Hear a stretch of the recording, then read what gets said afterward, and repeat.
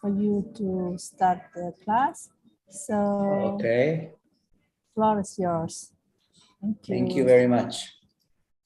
All right, so good afternoon to everyone. And as I said, we're heading into the last part of that seminar, webinar, whatever it is, whatever you call it.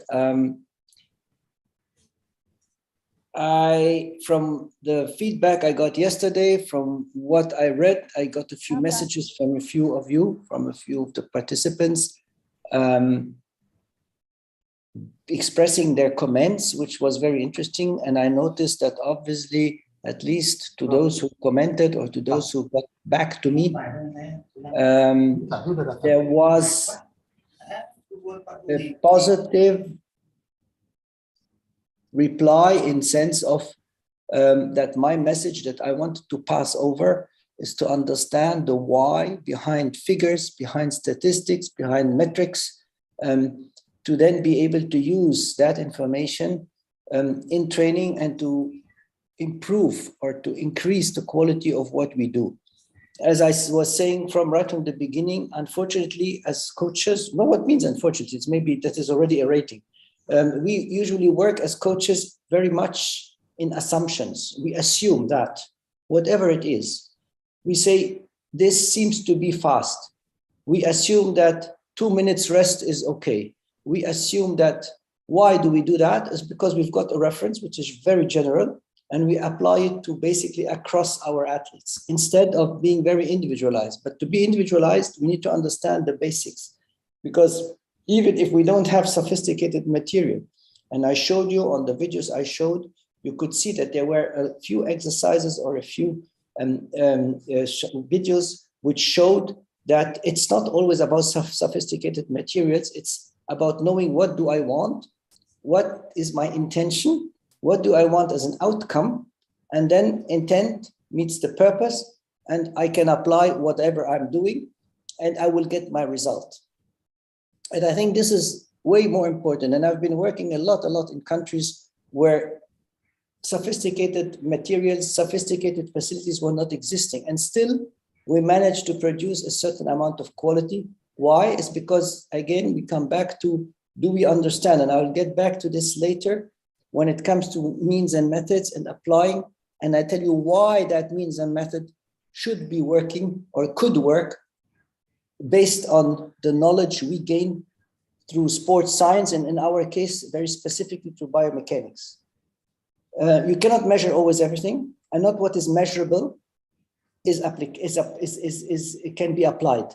So sometimes I measure, but I measure for the sake of getting an orientation, that's it. And then I say, okay, if this is fact, then this is what I should do, all right?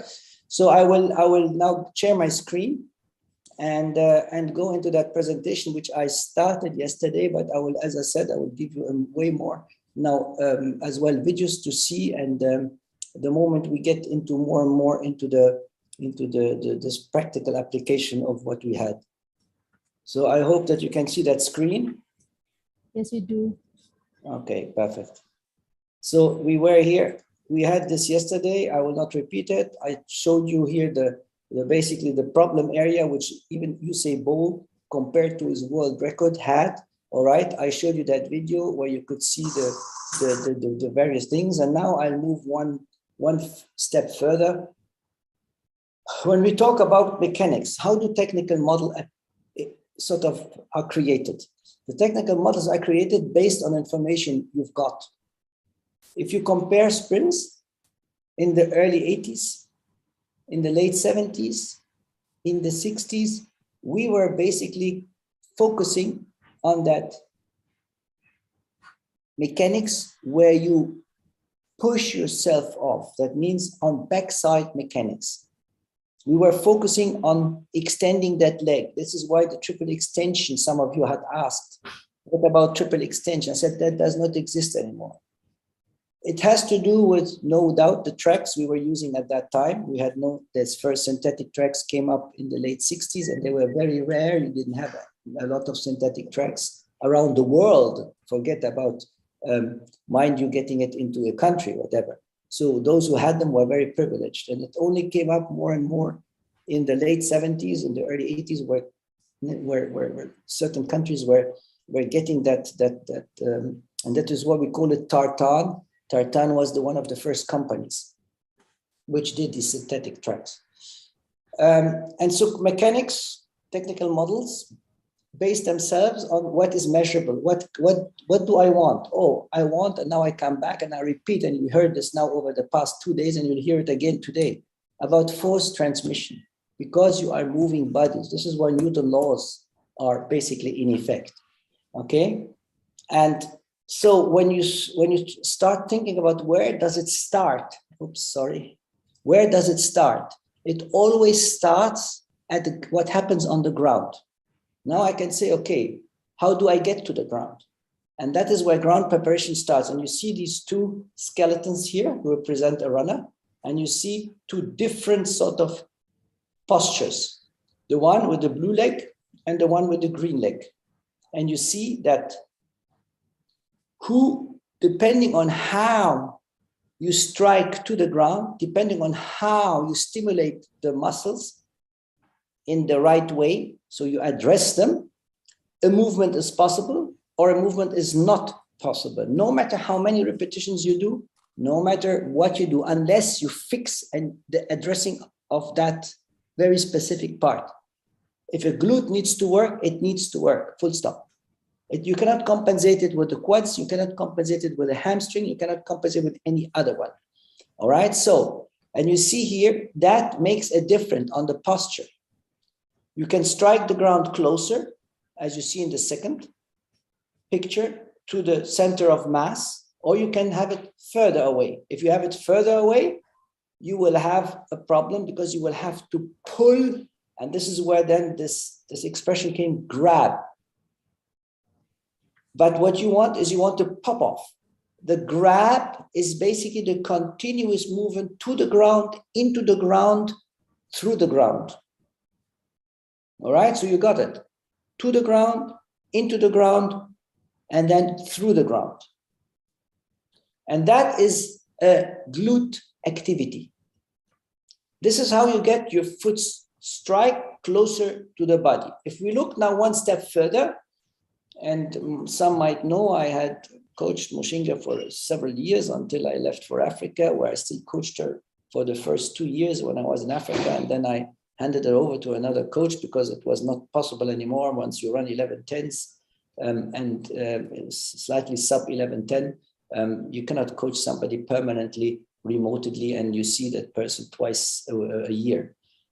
So you see here, for example, and that was way back when she still was not as good as she is today.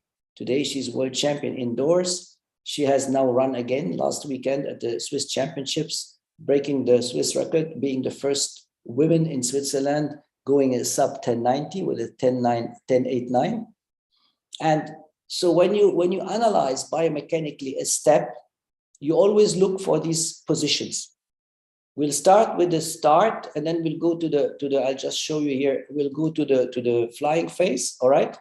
So the set position must set up as well the proper tensions. That means it must initiate the muscles, which will then be responsible for the following movements. If I want to drive out of the blocks, it's not my squat. It's not my quads. It's not about extending the knee. It's about pushing the leg into these blocks, into the block pads at the back behind you, so that then the center of mass moves forward.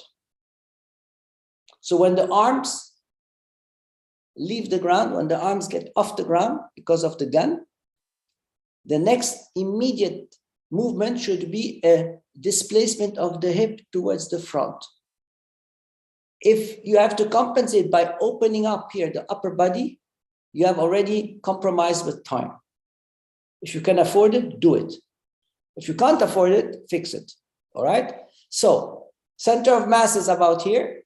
So with this direct push from the glutes into the pads, that means you try to extend the hip, you will get a more or less extension of the leg, and you will look for as quick as possible to continue that movement, because here you can't be, no matter how dynamic you are, you are still at the slowest.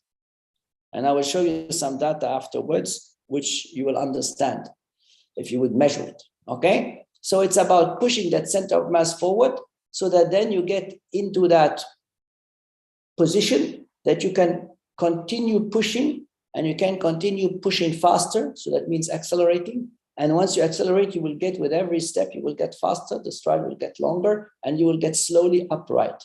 All right, so you are pushing the center of mass. You are driving it in front of you, okay? So you have the set position. You have, when does the rear leg cross the ankle of the front leg, as it is here, and it has to cross it, if possible, at the same height, you see? It's barely a bit of a, even, you've got, what was he called?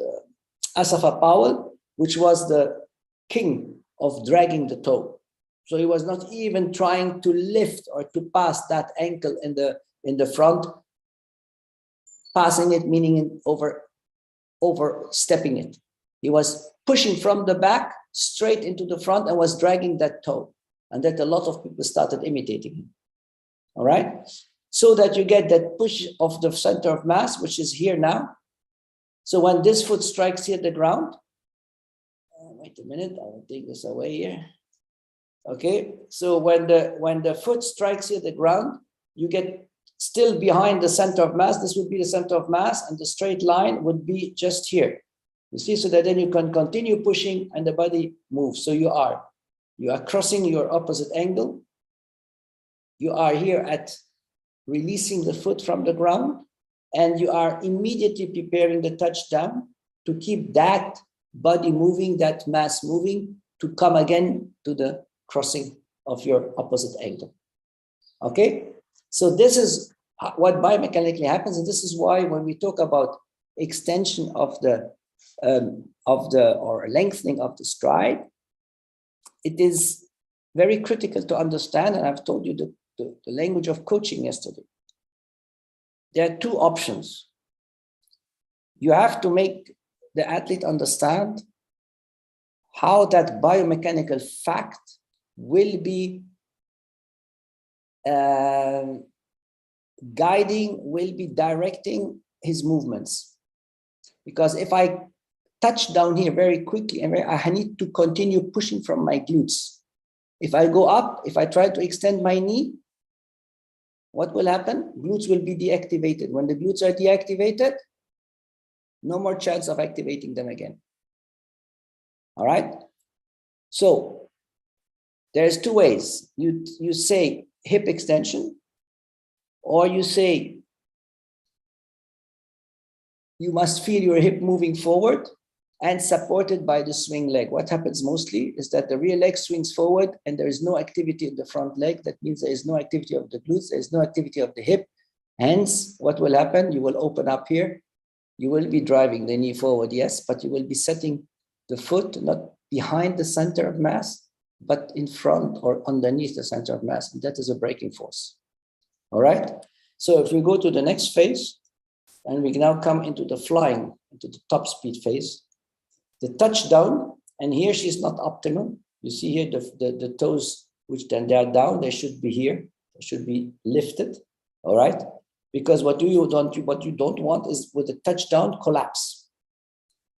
Here the heel is further away than here. Here it doesn't touch the ground, but it is further away. That from here to here is a loss of time. This is what she has improved throughout the following years, and that is why she was now able to go a sub 11 and even now a sub 1090. So the collapsing in the hip is normal because the higher the velocity is, you can't move your legs anymore because it still is a lever. And you would have to have a very, very, very, very short lever, which is not possible. You can only shorten it to a certain extent. Like here, you have got the shortest possible lever. So that means this movement that leg will swing forward, but then with driving it down is already sort of, you have to avoid braking forces when you touch down here.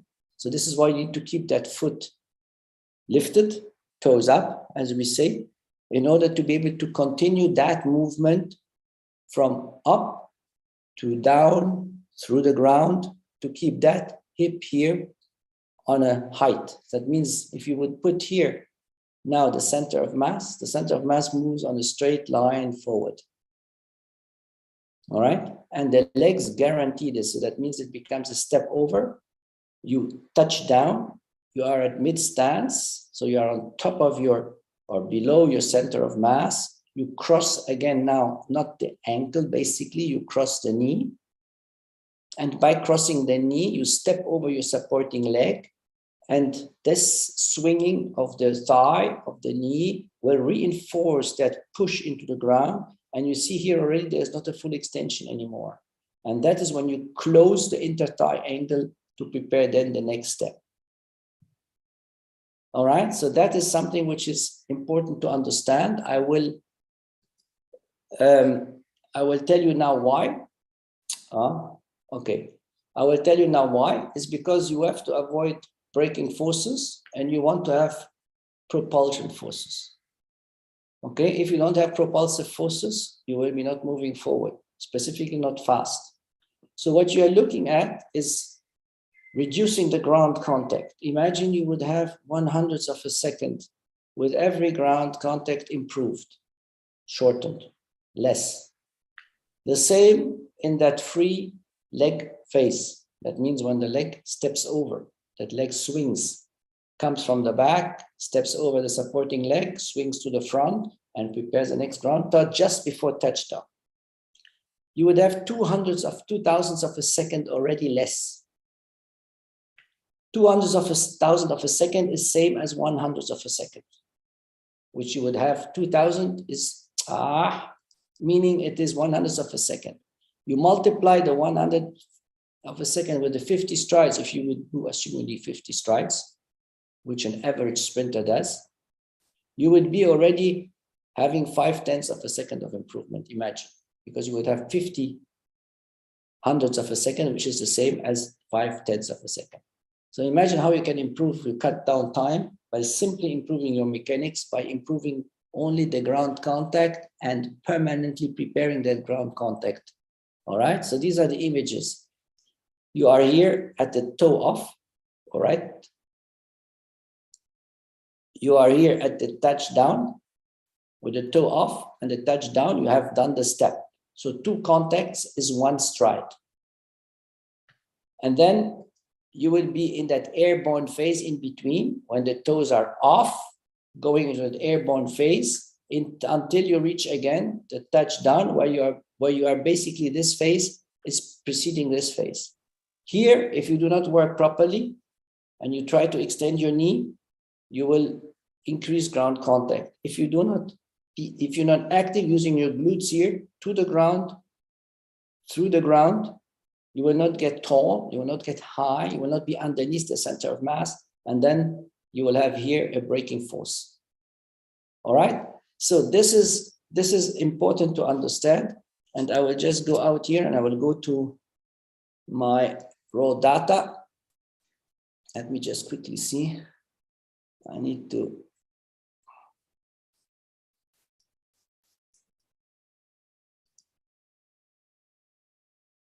quickly to see whether I've got it here.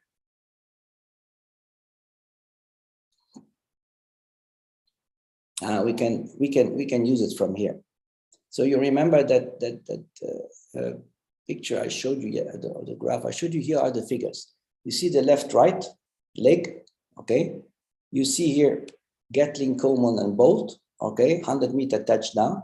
Left, right, left, right, left, right. So you see those who have a bigger trunk angle, those who have a less big trunk angle, okay.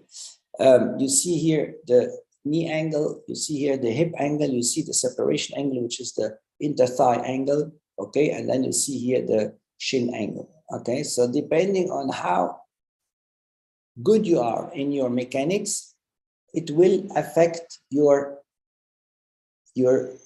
technical model. It will affect the time you are spending on the ground and the time you are traveling through the air, which will give you then that stride, and hence the time you will be, or the performance level you will be performing at. All right. So this is something which you see here. We've got the 400-meter runners, which you see are not very much different. 162, 152. All right. For example, with Gatling has one of the worst techniques you could imagine. Okay. Bolt has one of the best techniques you can imagine. Okay. And you've got a takeoff, you've got the hip angle. All right. And so on and so forth. You've got here the women. I want to go through all of them. I'm just showing you how this happens, how this works. Okay. And this is where then you can extract from there the information to say, okay, how does it look like? All right. We can go here to the women. Okay, we got here the women. We can go to the women. I'll go just back. Okay, here you've got now the splits with the times from 10 to 20, from 20 to 30, or the velocities. Okay, and you see here already, you see here the dip, but you see at the same time that those who do not have the dip or less, those are those who will be here in the front, and here they are. Okay, those who have here the big dips are those who will be losing at the end. Okay, and this is where you've got them all. So bold, where is it? Bold. Here it is, the gray one.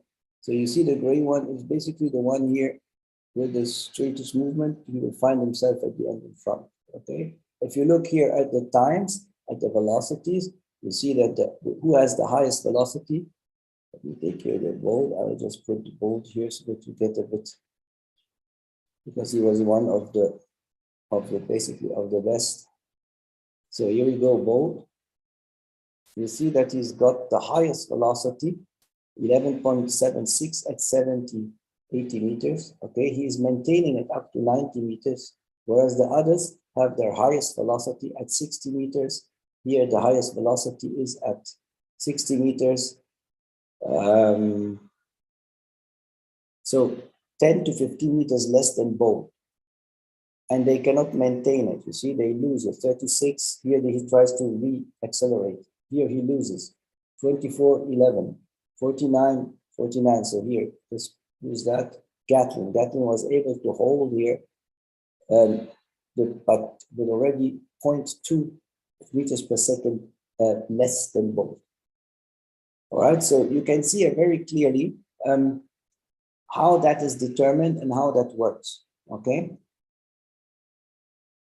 I will come later to some of it. So now, what does this mean when we come to practice? What does it mean once we go and we look into practice? I will show you first a video.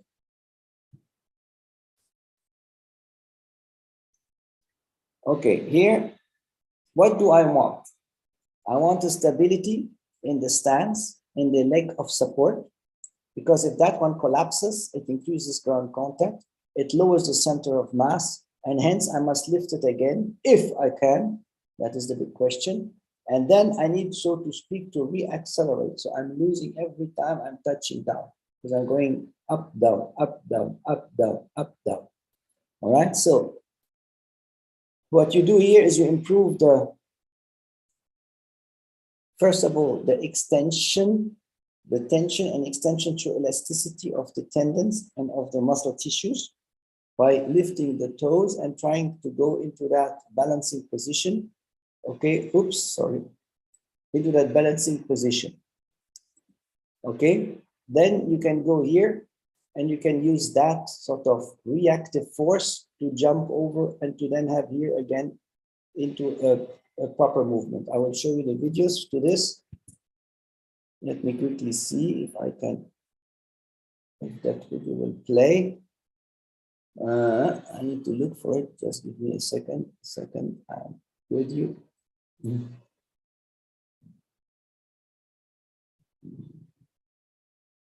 Where it shows. Here we go. You had this one already last time. I showed it to you. Okay. Here we go. This is the first one. So I'm working on the support leg and closing the inter-thigh angle. Okay, and you just quickly see here's a reactive one.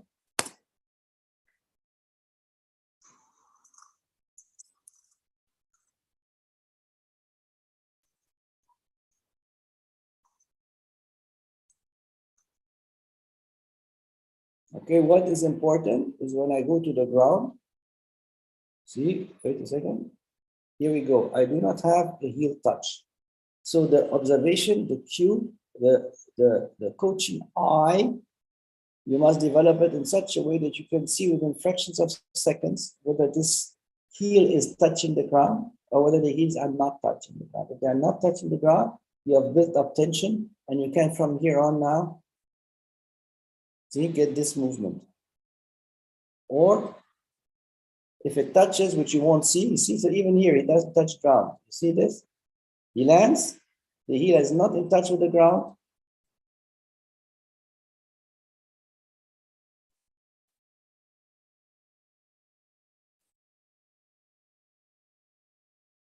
All right? Okay, number 3.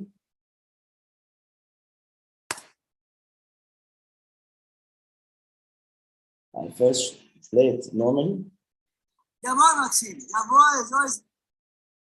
Okay, let me just put the voice off. You don't need the voice. Here, now look at that. See again here? No heel touch, just watch this part. I go back one image. See, he just here touches ground. And now he works with the glutes into the hip extension, and the hip extension moves the hip away from the knees, which will then cause a knee extension as a secondary movement and will increase the push here. And now we can do a pure jump, squat jump, basically over that obstacle, which is that stone that was during pandemic where we could not use the stadium. So we went outdoors and we did basically all the exercises as we were doing them just now with normal. See, here we go. And then he just goes back here. Okay. And a last one. Oh, here's the one from Bolt. You can see here that Bolt does exactly the same. I first get it there.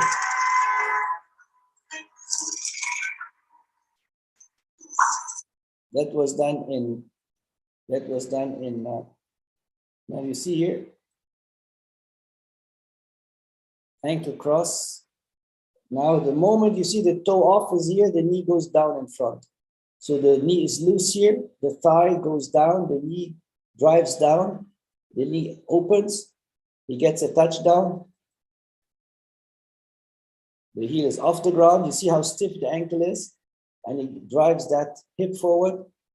And this is why when driving the hip upwards forward, he gets that extension, which will then is supported by the free leg on the opposite side. And then this gives you then that movement.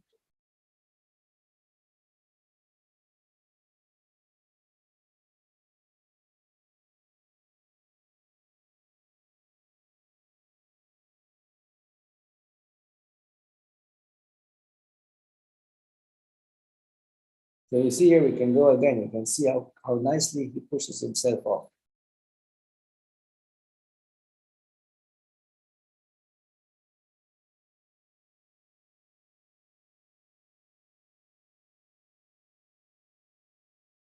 Okay.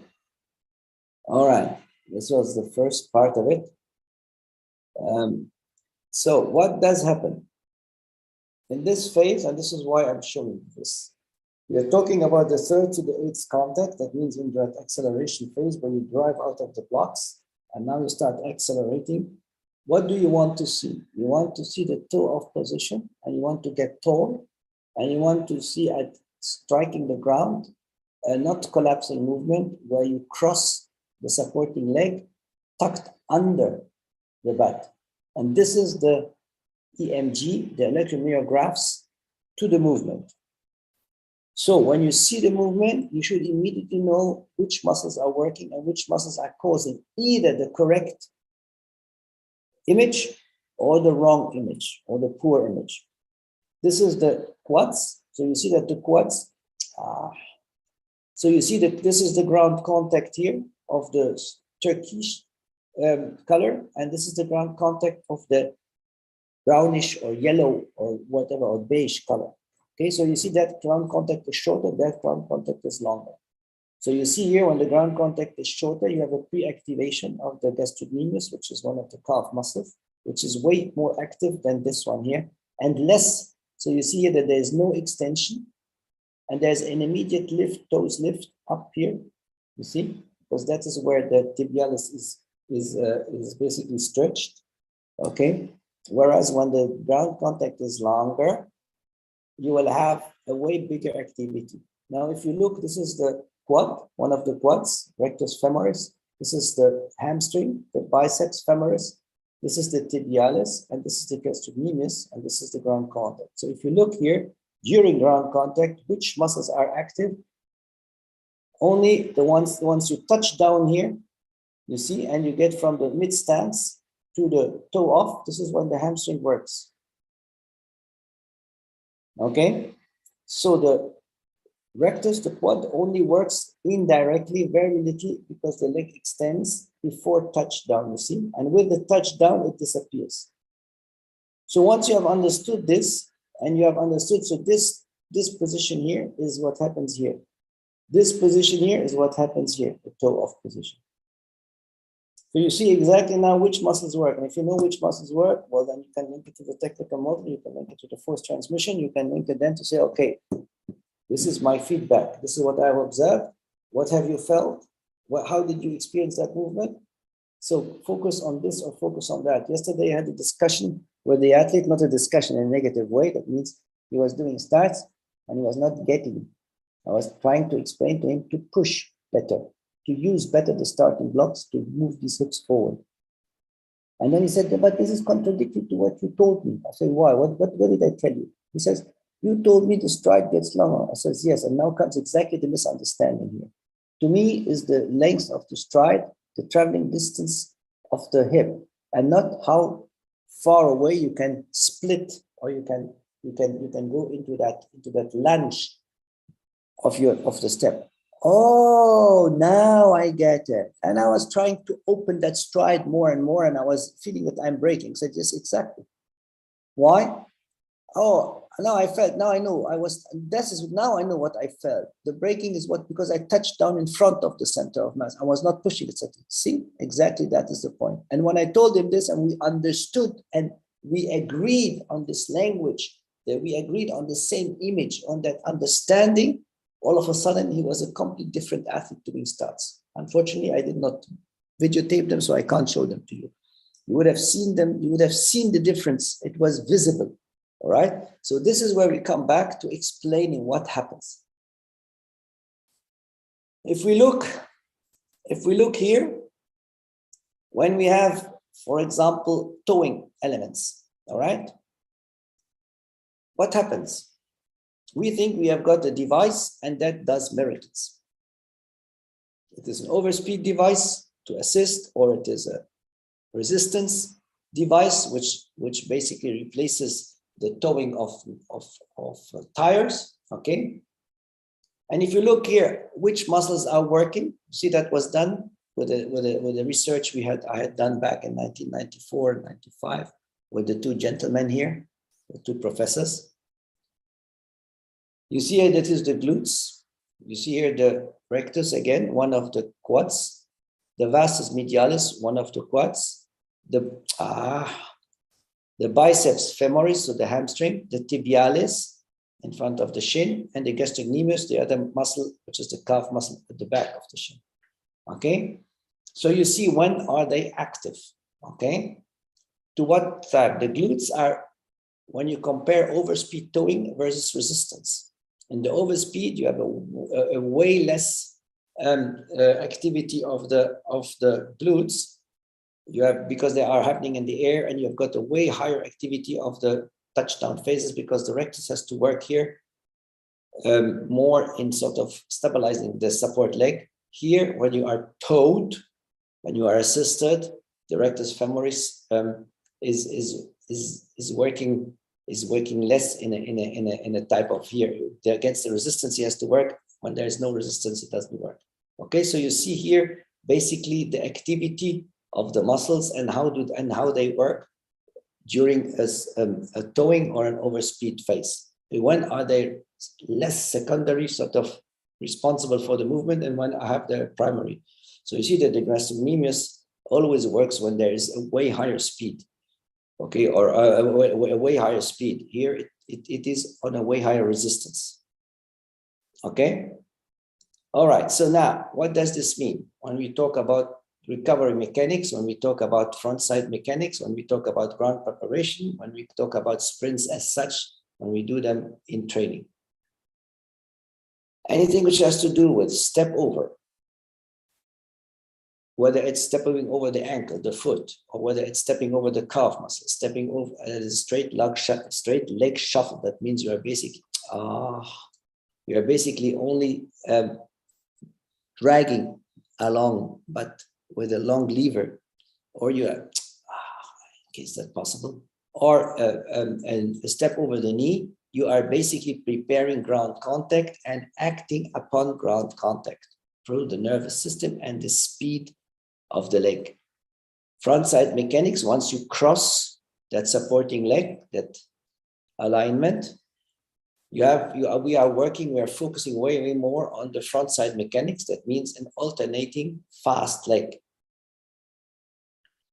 Straight leg shuffle, you'll find it here again, which prepares now, you have the straight leg shuffle is to close the interthigh angle here and to prepare the ground contact here with a lever. This lever is long, so you need to work with the adductors, you need to work with the hip flexors, which basically close the thigh angle. So when you touch down, you have at about shortly before touchdown, both knees or thighs with no angle as quick as possible, so that then with the front side mechanics, that swing increases the ground contact with the leg, which is supporting, which is on the ground, okay? And then once the lever, the foot goes off the ground, the heel, because of that swinging phase, moves underneath the butt, and you have then that sort of fast butt kick from underneath, from under the butt and not behind, okay?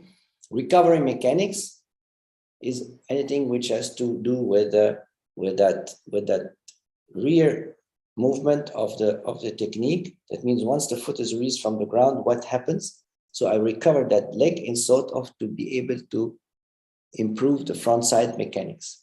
Now, this technique, these are some of the, you have now a whole list of exercises you can do, drills you can do to basically focus and address these different parts of the mechanics. When you do sprints, and that is where the big problem starts, we do say we want to do speed training, we go and do, for example, for the top speed, fly-ins. Great. But we do them way too long. 30 meters fly-in is a very difficult task when we talk about mechanics, about technique. That means I have to be sure that that athlete is able to cover the 30 meters in proper mechanics, so that there is at least a maintenance of speed. Better would be even an increase of velocity. So if the mechanics are not in place, if the mechanics are not mastered, this won't be solvable for the athlete. So rather break them down in 10-meter sections, so that then you can say, okay, now I want you to focus on the first 10 meters of this 30 meters fly. You have this, okay, now you focus on the 15 meters, and specifically between 5 and 15, these 10 meters. Now you are 15 meters, but you are already focusing towards 20, and then 10 to 20, and then 15 to 25. And this is how you shift more and more that focus, so that, and this is where then you can use wickets to have stride lengths and stride frequency under control, so that you don't overstride, but at the same time you are forced to go quick to the ground, through the ground, and then work on that toes off. All right. Now, when we go to the second part, and we look at the exercises which are existing, we can always work on that quick speed, that means that ground preparation and the front side mechanics, all right? And an acceleration is anything which has to be with a push, with a quick push. When it is a fly, that means a top speed exercise, it's anything that has to do with a quick ground, that means a quick air phase, a quick airborne phase, where then you prepare the ground contact. Here you work on the ground, here you work to the ground. Okay? So all these skips are exercises to improve ground contact. All these swinging fast movements are exercises to improve ground preparation.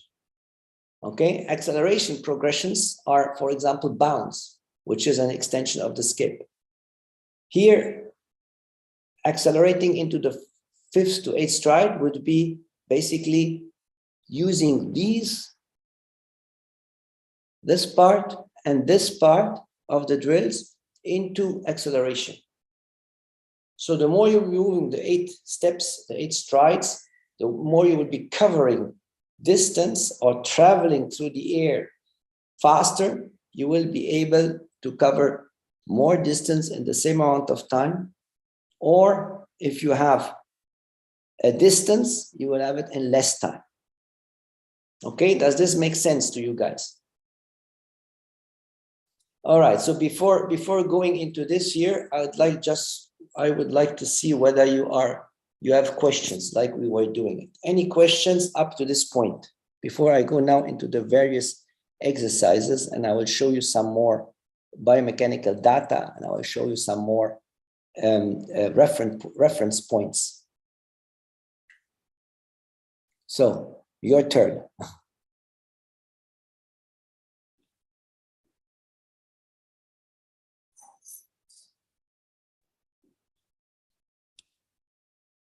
Anything you need clarification? Anything you want to correct, either from a point of view of explanation or whatever?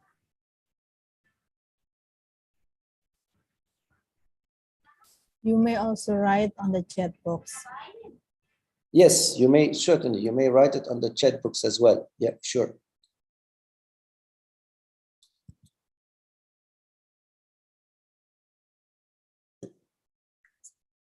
So let me see if there's any, there's up to now, no. Not yet. No questions. So you got it all? Does it make sense to you guys? Is it something you either already know and you are confirmed, which would be great? If it is anything new, did you get it? Did you get the message? Did you understand how that works, from mechanics, from doing exercises to getting the result, running faster? So it's not any drill. The drills are already categorized. Anything which happens on the ground, that means where you have to apply force, power, is for acceleration, drive, acceleration, start. Anything which you do to prepare ground contact in an upright, tall position, and you have the ground short ground contact, is anything which will improve the flying speed, the top speed. And anything you do in transition, like from bounce to sprints, you will be working on the acceleration into so from pushing mechanics into step over mechanics. If you are working with flyings, you will be working on tall, upright posture, stepping over quicker over the support leg, and trying not to lose stride length despite of a higher frequency, So you will be traveling quicker through the air, covering more distance in the same amount of time with the same mechanics. And this is where the problem starts. That once you are traveling faster, you start splitting your legs faster.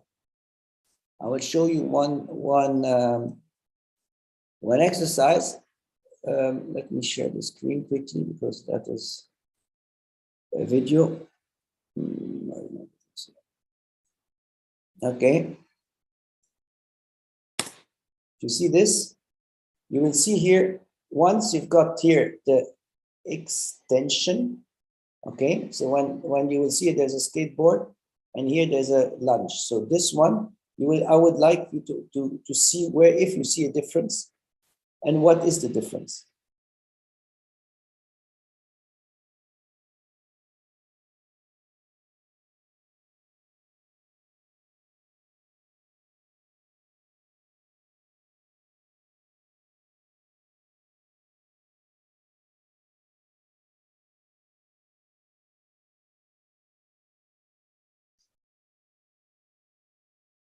So Where is it? What is happening here?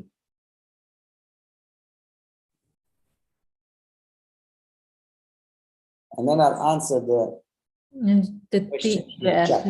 The activation of the muscle, front side and back side. All right, now which one works on the which side? Yeah. Okay, the one on the back here with the skateboard and the incline footrest. This one here. What is this one doing here? This is for which part of the sprint mechanics? In order to master these mechanics better, that means you get then force transmission better, hence will be basically running a better technique and you will get a higher speed or a greater velocity. So what part, which part, where does this occur in your mechanics? Acceleration part. Sorry? Again, please. Acceleration part. Acceleration part. Acceleration part, yes. The hip is a bit too low. Is it starts? But which muscle? Which muscle is working now here? Or which muscles are doing which at which point of time have which muscles to work in order to allow that movement to become an eccentric, concentric, dynamic movement?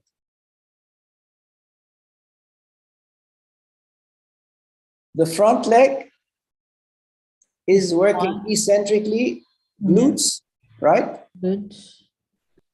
And calf. All right, look at this. If I go back, see here? So this movement here is extending the glutes in the back and extending the calf muscle here because the knee is resting, and you see now how this knee and the heel are way far, the furthest possible when there is an incline here. So they're increasing the stretch here. At the same time, by going with the rear leg on the skateboard backwards, he is extending the hip flexor. So that movement is what exactly happens in a running stride or an acceleration stride. The hip moves forward, the hip strikes the ground, and because the hip is moving forward, you're extending here the hip flexor. That means when that foot releases the ground, you will be closing faster that angle. That means you'll be reaching quicker to the ground here again, and you will be pushing quicker off. On this side, he is doing the same, but in a sort of a forward movement. And he is now down, and the rubber pulls him back into the outgoing position. Okay, you see already he gets problems, and being standing on that pad makes it even more difficult. So they are more proprioceptive than the other one. Okay, he does it basically the same, but now he trains in the front, the touchdown, so that he controls straight away the eccentric movement to give it an explosive concentric movement again. So theoretically, if I would cut that when he goes forward, and I would cut that rubber in the back, he would be running forward. If in this moment now I cut the band, he will be moving forward and not backwards. Okay, so this is important to understand because this now you relate it to to the understanding, and now you will see here the phases, and you will see the exercises, and you will see which exercise basically secures which part along the phases of the sprint. Okay,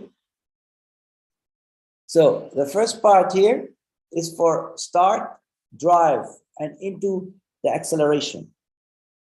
Okay, these are the exercises you can use.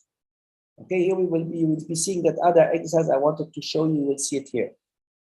Okay, so you've got basically start, drive into the first 3, 4, maximum 5 steps. If you are a great guy, if you are a sprinter who can sprint quite fast, or a women sprinter who can sprint close to 11 seconds, you can even extend it to the 5th, 6th, 7th stride. If you're further away from 11 seconds as a woman, or further away from 10 seconds towards 11 as a man, you will have probably less steps. So you will be having a shorter start drive phase, and a shorter acceleration phase, and a shorter top speed phase, And hence you will have, and this is where the mistake comes in the thinking. And I think, oh, I must do endurance to endure up to the end of the race, instead of working at the beginning and then trying to cover more distance first, and then talk about whether you still need a bit of endurance or not. So the second part is out of that drive step into the acceleration. This is where you've got the first transition. So you accelerate from here to here, and then from here into the top speed phase. Okay. What is interesting here, that you've got two transitions. You transition into the top speed phase, and you transition into maintaining that top speed. Okay, so you will be here. The better you are, if as I have seen you with Usain Bolt, you can go up to 80, 70, 80, 86 meters. Ralph, are you showing us your slide or not? Yes. No, we are. Oh, No, we is don't. it not? Oh, Yeah. sorry. Let me see. I thought it was working. Oh, I'm sorry. Did you see the videos? Nope. Ah, why don't you tell me? Okay, let me share now first. Let me share here, and then I'll go back to my videos, because I was showing you the videos and nobody said anything. Strange. So do you see the videos now? You see the Now, videos? yes, we saw. Okay. So we saw the videos. This part is You no. saw. And You this saw is your this part. slide. You saw this part. Yes. And you saw as The well videos. the jumps. videos, yes, Okay. we saw the Perfect, videos. perfect. All right. Now we go back to my presentation. Yeah. All right. So we can start from the beginning. So this is here the 100 meters. As always, as an example, because the 100 meters is the highest speed you get. 200 is already slightly less, 400 even less. 110 is less, 100 hurdles is less. So we take what is maximum possible. This is why we're using it first with the 100 meters. So as I was saying, you've got the first part is the part from the starting blocks, from 0 point to the first 5. If you are world class, even 6 or 7 steps. So you want to improve here, covering with strength, with power, more distance. That means as well here, reducing the number of strides at the same distance, or increasing the distance with the same amount of steps or strides. Okay. Then comes the second part, where you've got the transition into velocity, into acceleration. After the first 10, 15 meters into 20, 25, and now you are a better athlete. You are working towards 10 seconds. You go to 30, 35 meters, 40 meters of acceleration. You might have the transition from acceleration to maximum speed somewhere around 40. If you are a sub 10 runner, it might happen after 40 meters. So somewhere here in between the 40 and the 45 meters, 50 meters. Usain Bolt, as his world record, had 48 meters of acceleration, pure acceleration. So he was already here. Okay. Whereas when you are not world-class sprinter, or you are not world record holder, it moves back. That means this phase becomes shorter, this becomes shorter, so you move earlier into the top speed. Moving earlier into the top speed, meaning as well, you will have to maintain top speed longer. And maintaining top speed longer means that your velocity curve, the negative velocity, will start somewhere here and it will go down like this, exaggerated. All right.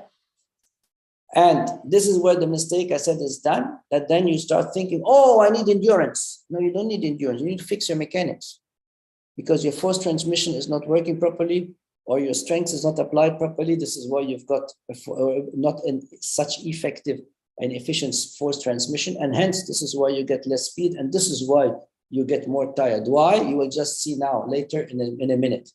And the last transition is from the maintenance phase into the finish. Usain Bolt was here at 86, close to 87 meters. The other world class are somewhere around 80. And the less you are world class, the more it will happen here at 75, 70, or 65 meters. Okay. Or to put it in terms of velocities and times, you run sub 10, you will be somewhere here. You run 11 seconds, you will be somewhere here. You run sub 11, you will be somewhere here. All right. And if you are a 12-second runner, you will be somewhere here. So this is how it works. And now look at this. Here you've got only 3 to 4 seconds to get your mechanics, to get your acceleration, to get your start and acceleration right.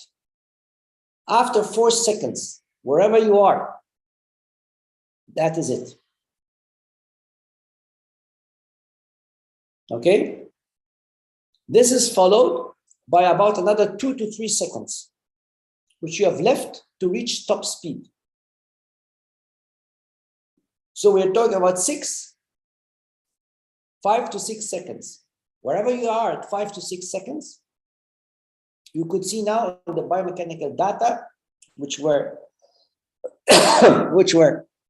collected at World Championships,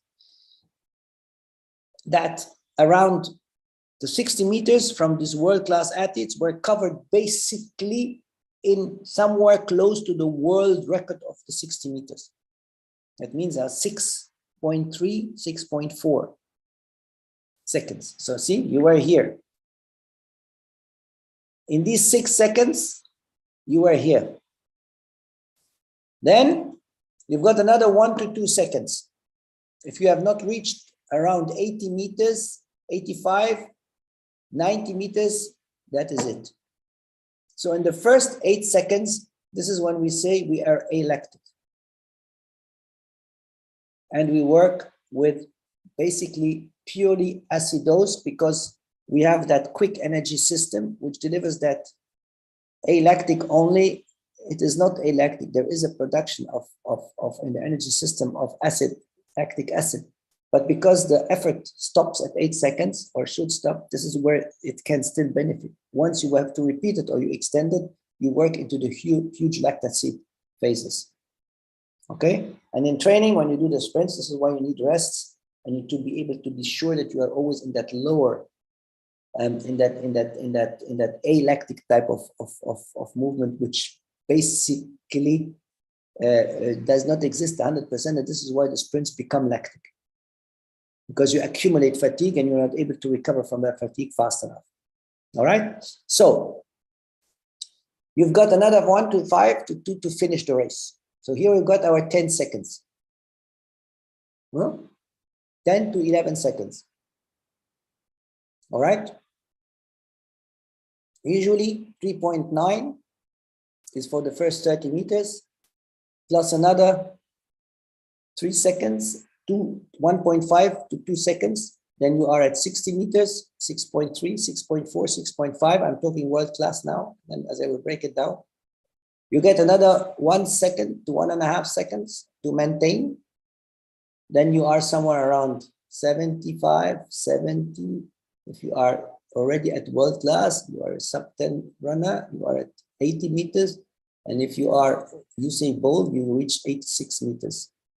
And then you got another 1.5 seconds to finish the race, or 2 seconds. The poorer you are, the weaker you are, the more time you need. That means you are here further away from these 8 seconds are further away from the finish. And hence, this is why we say we need endurance. No, we don't need endurance. We need to fix here the mechanics to cover more distance and then to be faster at a later point in time, or to be able to maintain that speed at the later point in time, so that then we do not have to struggle too much with what happens at the end.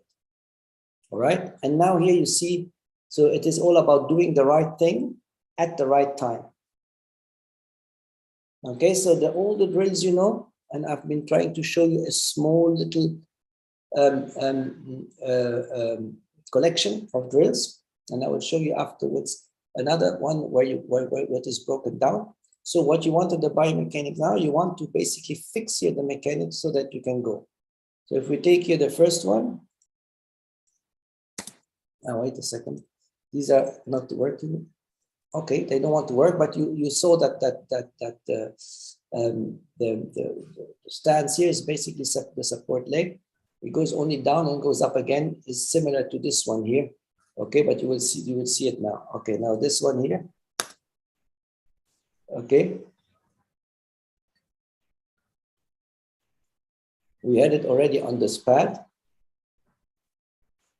Okay, always back into the tall upright position and improving that eccentric part of the movement. When the foot touches down, you eccentrically keep tension by moving the two ends from each other and getting that quick in which you want in the dynamic quick in the concentric phase. Okay, here you inverse it,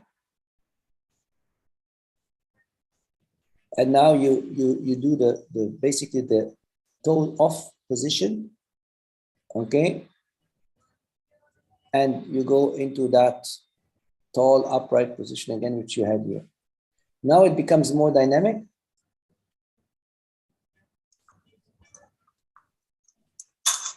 Very good.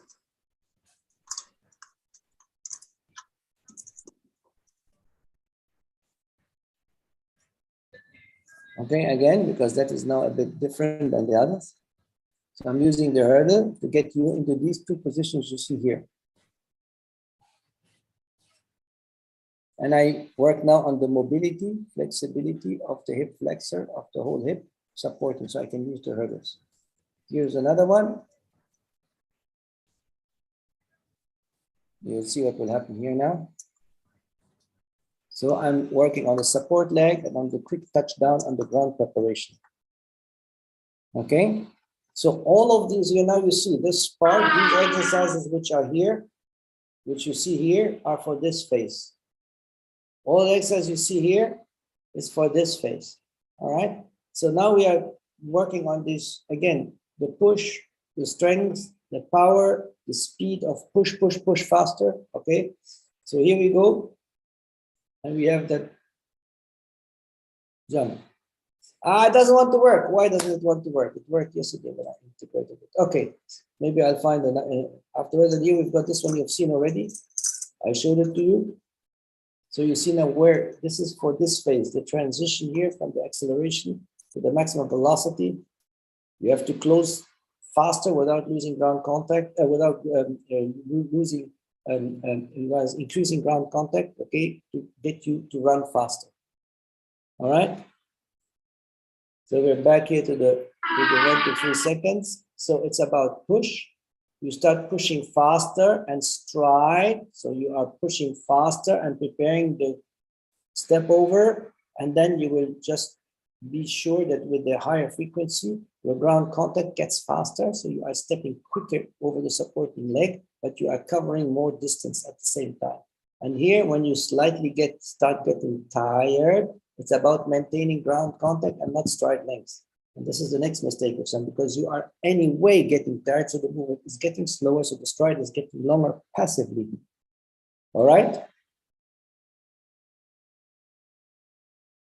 Okay.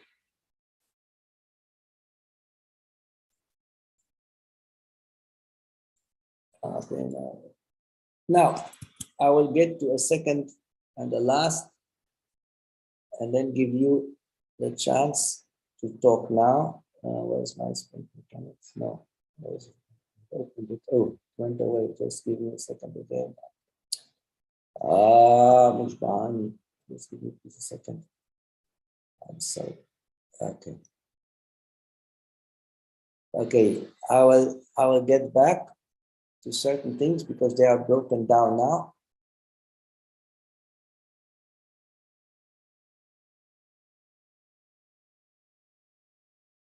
So what we need to be under control, and this is part of the, I won't show you the whole because this is part of the new materials anyway. As you see, the colors are different for the level 2 of the sprints, but I will take some of the slides, which are now used, well, to be used because they make sense here. So acceleration is about covering more distance, and you are covering more distance, so that means you are here having a square of the time. Okay. Here you have meters per second. That means here you are maintaining, but you are traveling fast at the air, but maintaining what you do. So here the stride gets longer and faster. Here you basically you have reached maximum stride length and maximum stride the tallest possible, and now you're increasing stride frequency. So it's meters per second. And force application is mass times acceleration, or mass times mass through the meters per second. Okay. Sorry, Ralph. So Are this you is sharing where something? the knee, this is where the knee does what the hip can control and what the foot will allow. Hello? You've got all these rotations here. Around. Yeah, Okay. Ralph, are you showing us a slide or a video? Yes. No, slide. No, we Why? don't see anything. You do not see, but it is sharing. How come? Go to It's reshare sharing again. is paused. It You go to says me unshare it is paused. and Okay, reshare wait, I again. will unshare and share again. It said all of a sudden it is paused. So I don't know why. Is it now? Can you see it now? Yeah. Yep. Whatever, I can't tell you why this happens. So the knee is the driving part when it comes to the leg covering the step, the stride, from last contact to ground preparation in the front side mechanics. And you see here, the knee is like a child. It's always abused and blamed for everything. And this is where you get the pain. So you've got rotations here, inside, outside. You've got rotations here. You've got rotations here, which will all affect your ground contact and which will affect posture and hence as well certain impact of load. Okay, so we are working with these parameters. We want to increase velocity either by accelerating, making stride longer and faster, making stride here faster by maintaining stride lengths, but traveling hence through the air faster. So this is where the speed curve or where velocity is increased. And what I want is about force transmission. The optimal force transmission for my body weight, my height, the movements I control, strengths I've got, power I've got, and the elasticity and the stiffness of the joints and the leg when it touches ground. I showed you yesterday my disabled guy with amputated legs. So amputated above knee, where the blade basically takes over part of the, or not part, takes over the, what happens with the lower leg, that means that stiffness. It is stiff because there is no knee. And this is why the blade can work, all right? So it is about speed, strength, and now endurance, meaning you are only, if you look at it here, you are only having the capacity of recovering from the high intensities, and hence this is why the high intensities can be maintained longer. And once that breaks down, you have to work either on one part of these. So it can be the limiting factor, can be strength, it can be power, but it can be the mechanics as well. Before going and doing endurance part, that comes in the last stage. Okay, this is very, very important to understand. No, I lost my cursor. Okay. All right, so we are here, we're not doing this again. And this was what I explained to you earlier yesterday, but I will only repeat it. Okay, so that you can see here. Okay, you are effective in the range of force and you are efficient in the range of performance. And that is what is very important to understand and to then be able to implement. And you implement it by reducing this, or you get these two closer to each other. Okay, so you get that range of force and range of performance to get closer. That means you are applying force in a better way. And then you will reduce injury, and not by increasing the range of motion. Because if you split your leg further apart, you are way more flexible, but you are touching ground in front of the center of mass. That means you are putting stress on your hamstring, and this is why most of the injuries happen. Okay, so here is again about force transmission. This is what you want, what we are looking at. We are looking about getting that hip moving forward by applying force here and getting the toe off to move that center of mass here forward so that we keep this triangle moving. All right, so it is about force production. It's about force transmission. It's about force transmission and production maintenance. Okay, so this is, as I said, as you are seeing part of the level 2 material which nobody has seen before you.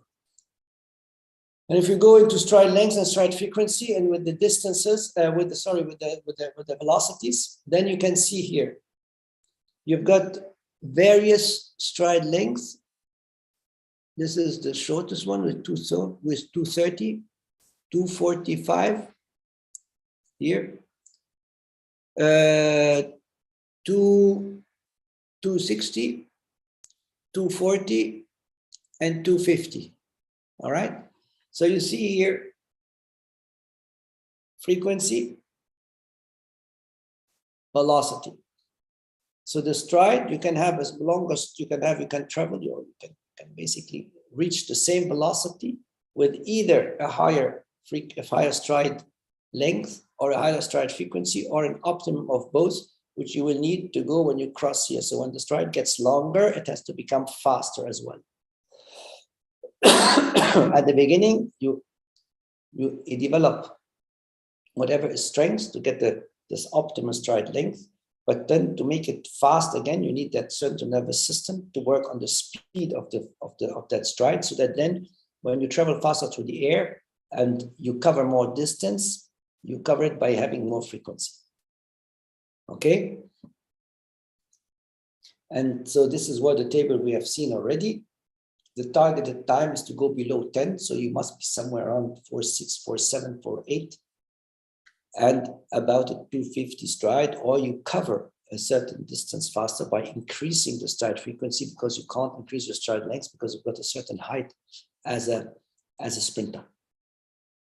All right, and hence here 11 meters per second, you are at about 1050. So you see women who are running now 1070, 1080, 1090, they are somewhere around 215, 220, maybe even here, and they have a higher frequency. So they will compensate this here, and this is hence they will be able to move faster.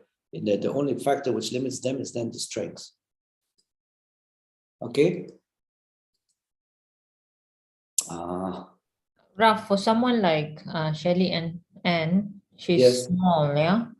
Yeah. How about her stride length? Yeah. That's what I've been telling you. She's compensating with strength, Yeah. to a certain limit, and with a stride frequency.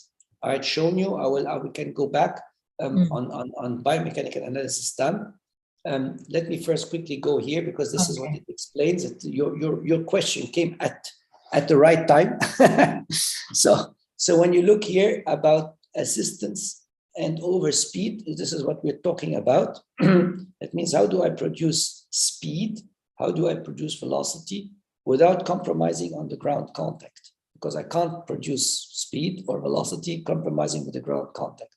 So you see here that horizontal velocities, when you are assisted, should allow you to cover more distance with a frequency that allows to have force transmission and hence reduces the ground contact. So if there is a certain limit as well to the frequency, but you can cover this when you cover more distance in the same amount of time. And this is what it says here. And then you see at 4.7, 4.5, somewhere there you are then having a frequency, but because you are traveling, the ground contact is crucial. That means whether you brake or not, whether the foot is up or whether you are pointing your toes down and cutting or killing the ground contact will say, see, the flight time is again not significant. All right, so this is what you take out of these here. And this is then when you've got the model, you come back to the model and what I've been explaining to you. So what you see as a coach, you see here a hip extension, and you see an increased focus on the ground preparation. Once you are here in the hip extension, in the transition phase, and you move into the maximum velocity, you will be having a focus on keeping that ground contact now even shorter, even quicker. Okay, here you will maintain and you will work on the recovery mechanics. That means you will work on closing that interthigh angle as quick as possible. And I showed you some of the exercises. And then now you get slightly tired. So you are working on that speed to you don't keep your knees up. You are worried about having the knees driving quicker to the ground, because if they go up and you are not fast enough down to the ground, the stride will get longer and you will be braking. So you understand how this works. And a last one is because that is crucial. That was part as well of some of the data we collected, is when you are in the realization phases, when you say, okay, what happened? you see that a duration of 3.6 seconds is for the first 20 meters, more or less. For the first for the first 6 to seconds, you reach about so three, that means about 30 to 40 meters. Here it's about 60 meters, all right? And then you've got another 8 seconds to reach 80 meters. And the last part is then the close to 2 seconds, what you have seen. This is now in figures here, okay? So 4 seconds, 6.5 seconds, 8 seconds. And this is where then the training emphasis goes. And this is where I told you, you have to be able to break down here to say, okay, how do I improve this 4 seconds here to cover, instead of 20 meters, 35 or 30 or even 40 meters, which would be way better, getting closer to 40 meters, as you see, which is basically even in the world class, not really happening. But having here close to 4 seconds, well, I can shift that slowly. Okay, shift that emphasis slowly to the other part. All right, so this is basically what you are working at. Here we'll go out of it. 1 second, because I want to show you another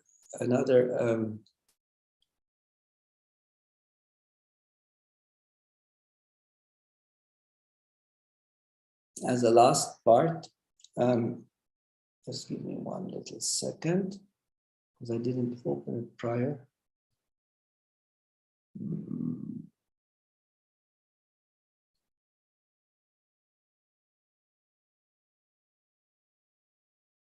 Just for you to see where the hurdles,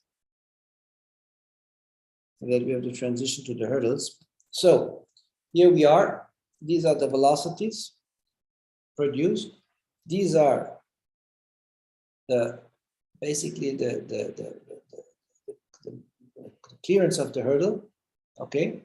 And these are the hurdles. So you see here on the horizontal, the hurdle, and you see that when you are somewhere around 0.3, you are consistent. That means your hurdle mechanics is good. Okay, if you have a variation here, once 0.3, then 0.35, then 0.3, then 0.3 is 9, then 0.35, then 0.3, then you are basically jumping over the hurdles and you're not sprinting. You see in the start acceleration, you reach your top speed, your top acceleration more or less at the 3rd, 4th hurdle. Then you can maintain, and then from the 6th, 7th hurdle onwards, there's a slight dip, okay? But still, the maintenance is good. So with the dip, there's a maintenance as well, 8.8, 8.8, 8.7, but close to 8.8. And then you've got the last hurdle, and then at the end, you have no more hurdles, so you can maintain and you can get back to a bit slightly faster. And this is what would make it. So covering the distance between the hurdles and the clearance is the rhythmic unit. All right, so these are just, and here are the focal points: start acceleration, top speed, maintenance. Okay, and the mechanics, these are pure in between here, the spacings, it's pure running, sprinting mechanics. That means, how do I maintain speed? It's by maintaining my proper running mechanics, my proper force transmission. Now comes the obstacle, which might jeopardize my mechanics. So I need to link very quickly from the sprinting mechanics to the hurdle clearance mechanics. And when I clear the hurdle, I need to get very quickly back into the sprinting mechanics. So the ones I compromise on the one will affect the other and vice versa. If I'm sprinting well and the hurdle mechanics do not work well, I'm having difficulty getting into the sprinting mechanics again. But if I have proper hurdle clearance, but weak sprinting mechanics, I'm stuck again. So I have to re-accelerate every time, and every time I re-accelerate, I'm with a quicker the further, because I get quicker over the hurdle, I get again problems getting into my sprinting. And then you will see these very weird behaviors you see very often with athletes. Okay, so that is important to understand. So you've got here, you see the intervals in between the hurdles. If you have basically in average 1 second, you have time 9 times 1 second, which is 9 seconds. You have 2.6 seconds here, which is 1160, and you have 1 second here, which makes a 1265. Simple as that. So if I want to run 100 meters hurdles in sub 13, to put it, I will need to secure here the sprinting in between. I need to secure here the hurdle clearance, and I need to combine them then to get the time. So 9 times 1 second, more or less, gives me 9 seconds. Here is even less than 9 seconds. Okay, because I'm at only here. When I'm still in my acceleration phase, I'm still covering because I'm having this slight transition from the start drive, and then I am interrupted in my acceleration because the first hurdle is coming at 13 meters 72 or at 13 meters as a man. And then I am having, and then I'm compromised slightly a little bit here at the beginning. And as soon as this is, where's my cursor now again? It disappeared. Where's my cursor? My cursor is gone. Okay, I don't know where my cursor is. Here it is. Okay, and then I basically drop under 1 second. And after having cleared the last hurdle, I have about 1 second left to finish, and then I would be a sub 13 runner. Okay, here is, I did here a comparison because, as I told you, I'm coaching Alina Talai since about a year now. And unfortunately, she's not allowed to run because she's from Belarus. So she has no season this year. So you won't see her running because nobody's allowed to allow her run. Weird thing, but that is how it is. So you see here at a 12:41 race, okay, she was at 0.33, 0.33, 0.34, 0.32. Now she had an ankle tendon rupture, so she was at 0.36, 0.33, 0.34. So she was going up and down, and that's what I've been telling you. So we have to get this back to have her 12:41, which she was running at SPB compared, because yesterday you were asking about the sprints. We compare it at 977 from both. I mean, this is basically one and the same athlete with different times, which shows you basically here where we need to work. So we need to work on the transition from sprint to hurdling. Her hurdling mechanics is excellent, but her sprinting mechanics are weak because of the Achilles tendon.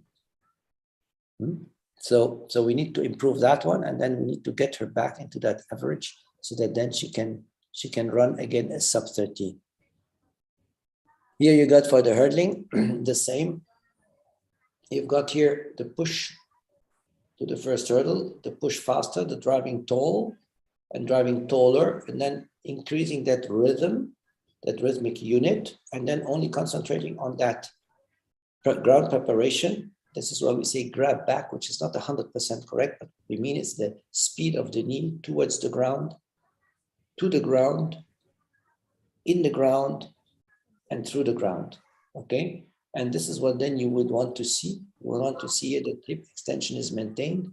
You want to see that you are getting into hip extension here at the beginning, and you are trying to see that you control here hip extension so that you don't collapse.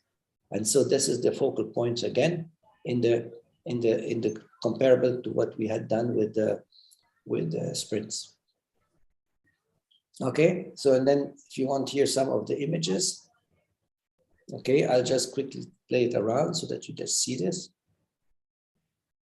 Okay, here that was when we were in Belek, so you see what we want to do, how we want to basically improve that. You see the twist here at the beginning where she loses a lot. When she lands, it's okay. And once then she goes into sprint, it gets a twist here, trunk rotation. Here, premature bending, which slows down the clearance of the hurdle. So you see what, and the core posture alignment, which is then okay, because yes, she still has a lot of memory, but it doesn't match at the moment. Here is a passive touchdown, okay, and so it will get your toe off position. All right, so here we will stop this here. Now I'll just open the floor to you guys to again raise some questions. Okay, yeah, if you know. Let me see what the chat is from the block stars. Is it focus more ground contact than frequency? Yes, you are first of all, you have to secure the pushing action.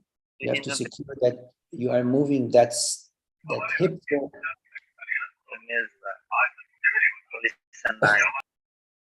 That you are moving that hip forward and you are pushing that hip forward like in in pushing the bobsled, as I told you, for those who have the visual sort of image in front of them. Okay, and then this pushing action becomes faster and faster. So you will have, because you are traveling now faster through the air, and then you have to secure first that acceleration so that the stride gets longer and faster. Okay.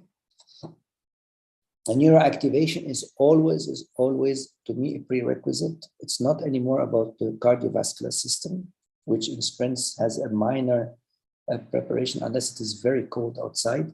But once you are basically warmed up, this is why your warm-up has to vary as well when it comes to the various rounds you're going through. Okay. The glutes are the prime muscles working.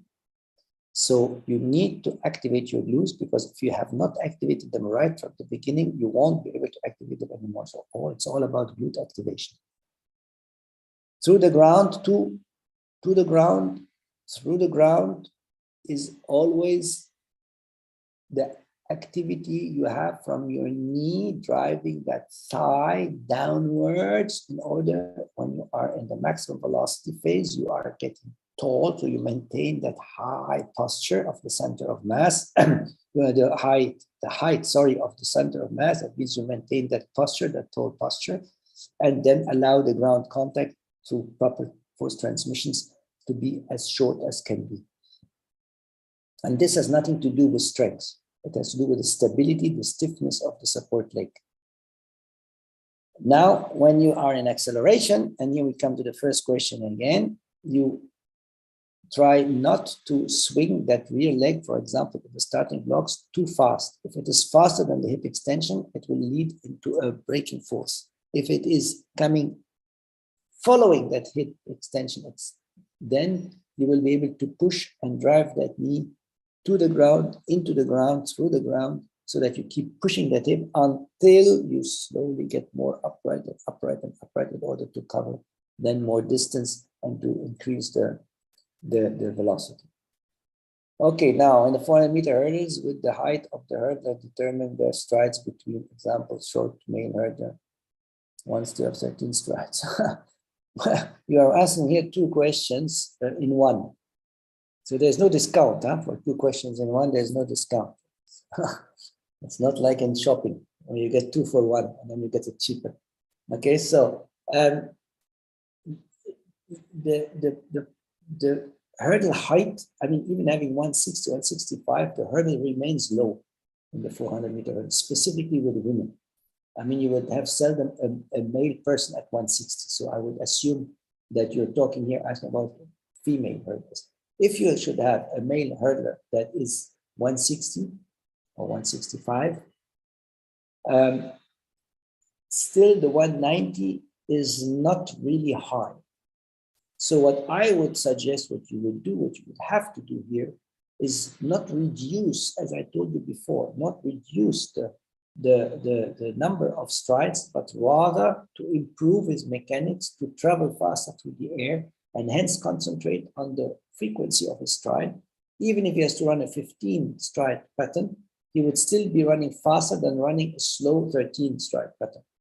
So it will be easier for him to run with his height, to have that sprinting clearance, that means that rhythmic unit, and clearance sprinting. So again, into the next one, preparing the next one in such a way that then he will be working on his speed. And the way I said it, I'll write it here again. You've got 35 meters is the spacing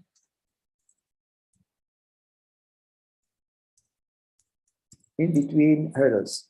Oops.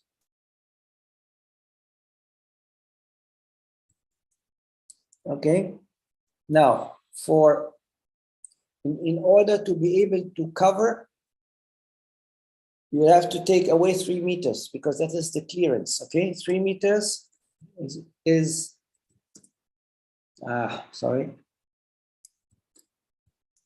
it's hurdle. Oh man,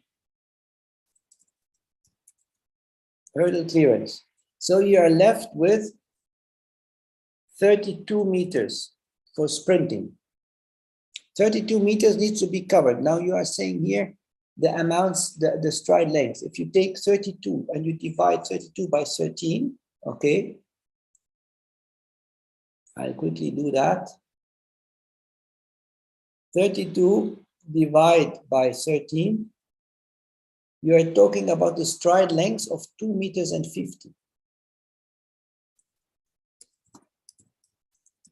13 stride gives you a stride length of 2 meters, 2 meters and 46. Yeah, well, 2 meters 46. Okay, I'll leave it accurate. 2 meters 46, which is basically close to 250. For a 165 guy, that's not possible. I don't know how you want to do that. So what would make more sense is to adapt the stride length to his anatomic predisposition. And what did I tell you?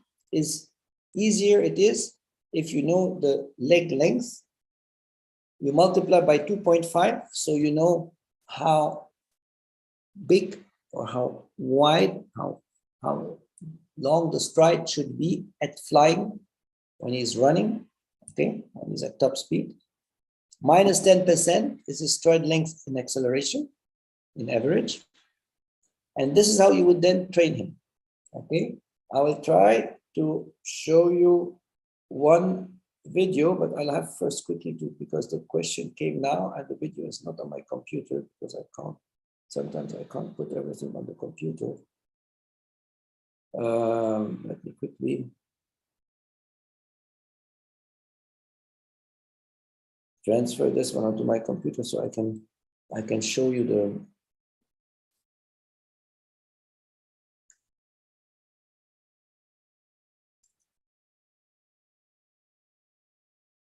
Come on. But then I will show you the one exercise, and you will see now what I'm trying to explain to you, because that is better if you see it visually. But it doesn't want to go, the airdrop doesn't want to work at the moment, for whatever reason. Sometimes, okay, and when it will come, I will continue. So it will be easier to get this, here we go, to get this now done in basically having the number of strides increase and to be able to adjust better to his height and to the rhythm to be able to produce speed.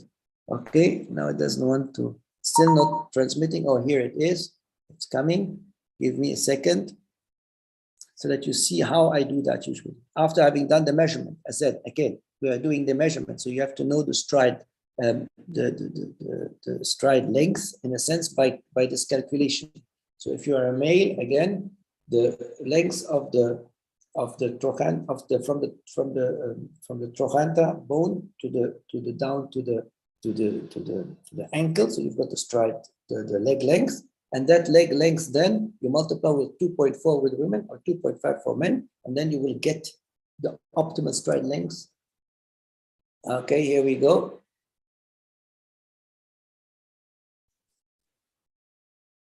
All right, so watch, can you see the screen? Not yet. Can you see it? Not yet. No, only you. No? No, Okay, not yet. just give me a second. I don't know why you don't see the screen, but okay, give me a little second here. I have no idea. I have no clue why these things work or do not work at some point in time. I have no idea. I can't tell you. All right, screen sharing. I'll do it again. Now screen sharing. Okay, now you see the screen? Yes. Yes, your Not the desktop. screen, the file. It's on. Okay, perfect. So now you see the video, right? Correct. Yes. Okay, here you see, this is why I took this video is because it is a girl who has a height of 160. So you are asking a man of 165, so you are basically close. And you see that she will be, what she'll be doing now, how am I adjusting this, as I said, this rhythmic unit. So this is, she goes out of the start. First of all, number one. Okay, number one, I'll first go back. Number one, if you have noticed, she's here, you can't see it very clearly. Instead of doing 8, she's doing 9 strides. So correction number one, 8 strides for this short girl, No way. So we are improving her slightly, her strength and her power. That means transfer of strength into power. That means into inter coordination. Okay, so that she has, now if you count, you will see she does 9 strides. Look, now we will lose her a bit because 1, 2, 3, 4, 5, 6, 7, 8, and you see this is the 9th stride here. And now when she goes down, sorry. Mushbahani, too bad. Okay, so you see her here. She goes up here, and when she goes down, you see where the foot comes, and that is exactly matching with her stride, with her leg length and optimal stride length. And then she can transfer straight away into the rhythm she needs, and there will be coming then the next hurdle, and so on and so forth. You saw that? So that is basically adjusting hurdles or hurdle steps to the height of an athlete. And I told you already, I showed you the formula is I told you the formula. You calculate leg length. I'll put it in here in the chat. Leg length multiplied by 0.24. This is for women, and 0.25. This is for men. Then you've got optimal stride length.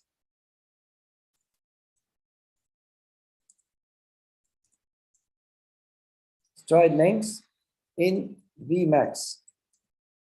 Okay. Now, if you want to have this, you reduce minus 10% is equals to optimal stride length in acceleration. Okay, so here you've got already the tools from adjusting this, you can now start working. And now if you are coming back to what I told you, so you take why do you want to reduce the strides? You optimize the strides by making them faster, more dynamic, better, so that then the speed is generated. And then you can go and work on the number of strides, reaching this optimal number of strides by first of all reducing the distance. So when you reduce the distance, you've got the 32 meters, and let us assume now that he would do a 16 stride. So he would have, because it is easy to calculate, 32 meters divided by 16, you will have a 2-meter stride, correct? My math is correct, huh? 2-meter stride. Now you want to have 2-meter stride because we're running a 16 rhythm, but he's still not in the shape to run 16 strides properly. Proper mechanics, then clearing the hurdle, after clearing the hurdle, going into the sprint again. So you will reduce that distance. Now, how should I know what to reduce? Let us assume he's able to do 8 strides. So 8 times 2, okay? In between, 8 times 2, you will get to 16. Okay, makes 16 meter, 8 times 2 equals 16 meters are the hurdles, is this distance you will have to cover in 8 strides, plus the 3 meters for the hurdle clearance, plus 3 meters. That means you are putting now the hurdles 19 meters apart. With 19 meters apart, you will be able to cover with 8 strides with the same velocity as he would be clearing the 16 strides. He would clear the spacing, and he will train the speed, the velocity with a reduced number of strides, but in the same pattern, with the same movement and the same time and movement patterns, and would then work now. And then you can go say, okay, we will run 3, 4, 5, we will run in the bend, on the straight, out of the bend into the straight, from the straight into the bend, and so on and so forth. Does it make sense? Are you getting it? So this is the important part to understand. And now you can go and instead of guessing, let him do 13. Why do you want to do 13 strides? He will never be able to run 13 strides with a 250 at a 1 meter 65. How do you do that? It's impossible. He will do jumps. or he will deteriorate in his mechanics, but he will be dead after the third or fourth hurdle, and then he will struggle to get to the finish line.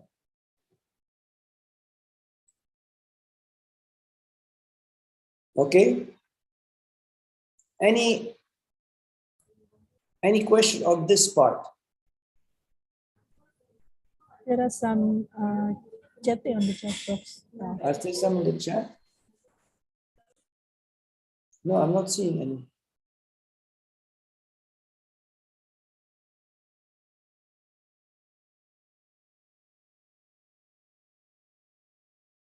I don't see any questions here. It was the one with the 400 meter, which I basically clarified.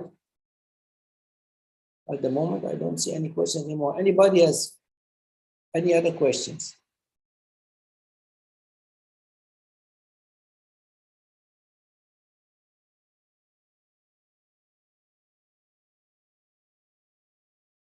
No more questions? Everything is clear?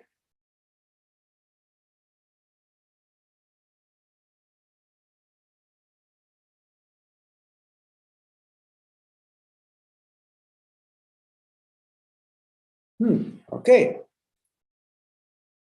Great. Then I'll show you here some hurdles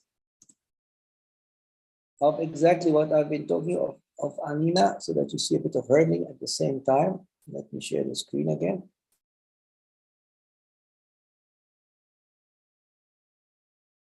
You seeing the screen? Yes, you do. Okay. Let me put this here out of the way. All right, so here we go.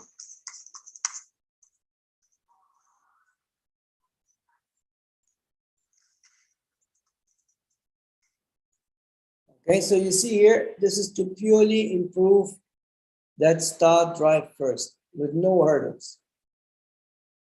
So what she's working on that part here, that when she pushes, you see the rear leg, the hip has to move, but then she still does the mistake that the hip moves up before it moves down. Look at it here. She pushes back, but then instead of moving the hip forward, the hip is raised, but then it comes. So she's still pushing, but swinging too early that free leg. And this gives you the slight delay in touching down, but then she's okay. Then the foot remains stiff and you keep going. So what you want to avoid is that in this part, the knee keeps moving down. That means the shin angle is reducing. So the shin angle has to be proper here. You can then try to see whether you want to have the foot touching down slightly more back to have a steeper shin angle or shank angle. But that's a detail now at the beginning before the other one is not fixed. You don't need to fix this. See, so it remains here, so that push comes back. Now it comes down again, and the criteria here you can see automatically that with the touch down, you've got the joint knee, so that it goes straight into the action and so on. So you see every time there's this joint knee again, and then she drives nicely, and now she's okay. So it's only the start into the first stride. Okay, to get this first right. Oops, sorry.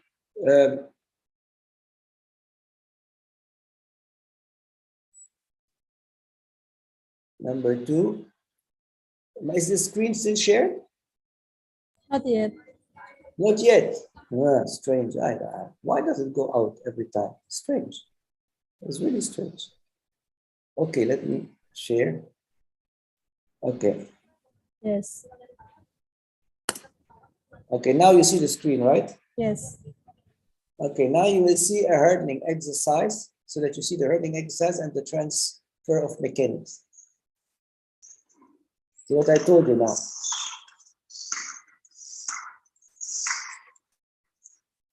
Okay, we start again.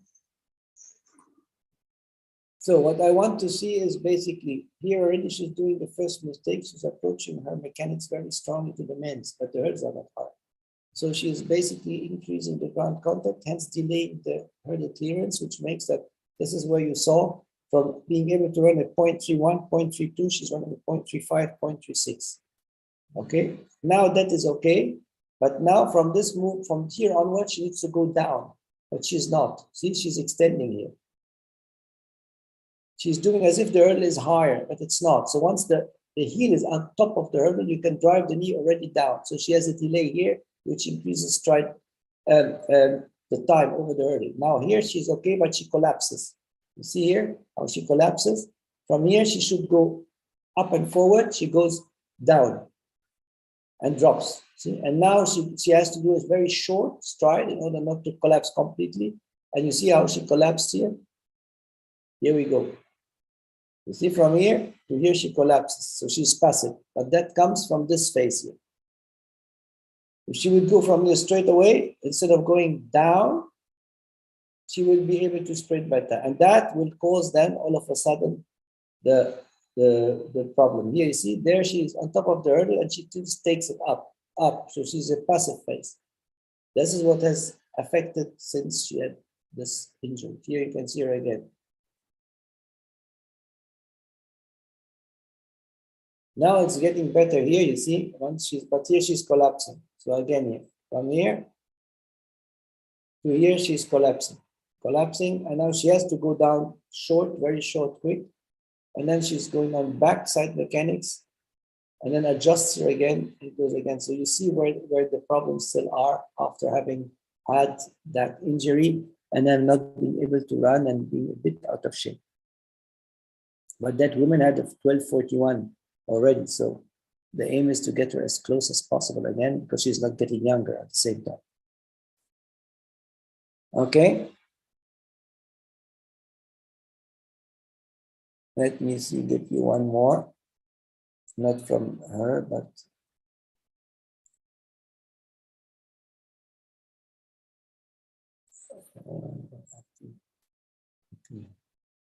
I hope I've got one here.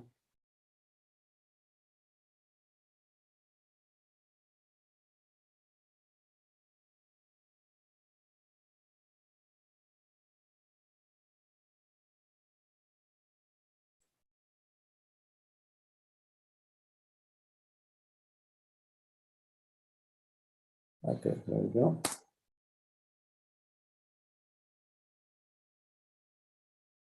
Screen sharing. Can you see the screen? Yes. Okay, great. Okay, so here we go.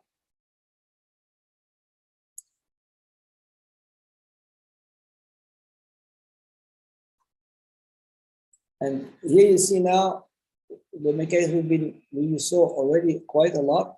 How we do not want the shin. You see here, we do not want the shin angle, or we don't want the hip to collapse. Okay, so from a 3-point start,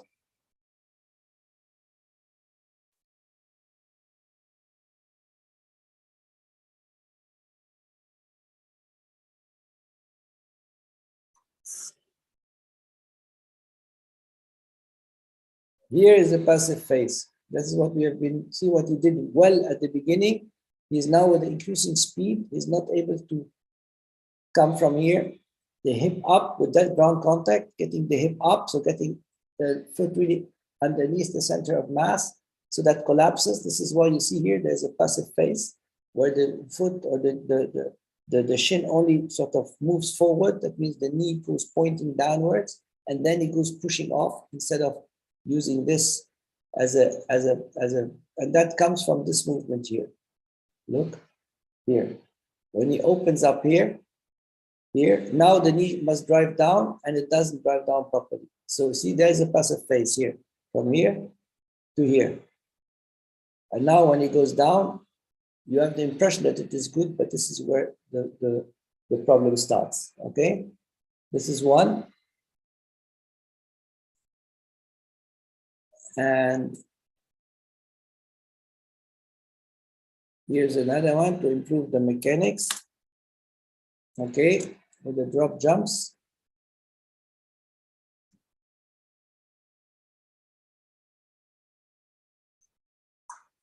Okay, important is to be tall, belly button tight, here a stiff knee, so that then the foot is up. So when you touch your ground, you see here, the heel doesn't move to the ground.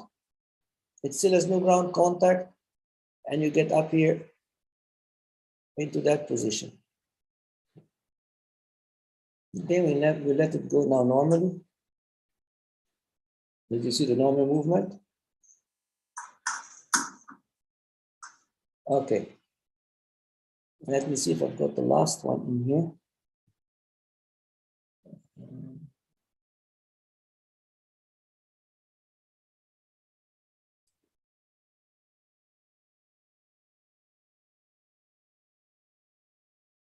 Okay, here we go.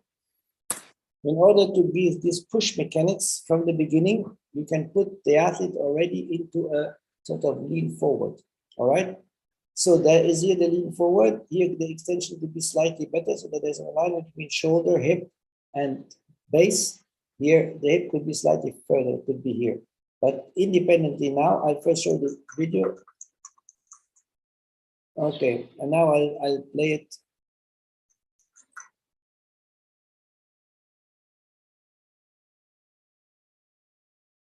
Okay, that is proprioception here. Okay, so what you want is now you've got already the extension, the force direction is already given. And now you just need to maintain that force direction and to swing with the first leg, see? Here he does a slight mistake is that he gives way. He should not give way with the two knees, he should only give, he should maintain that posture, but that is where he slightly loses, but then it's okay, then he does it very nicely. See, now he goes back here, down, down.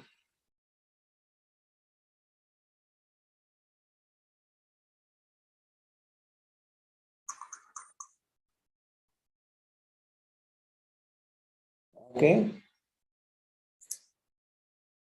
And the very last one,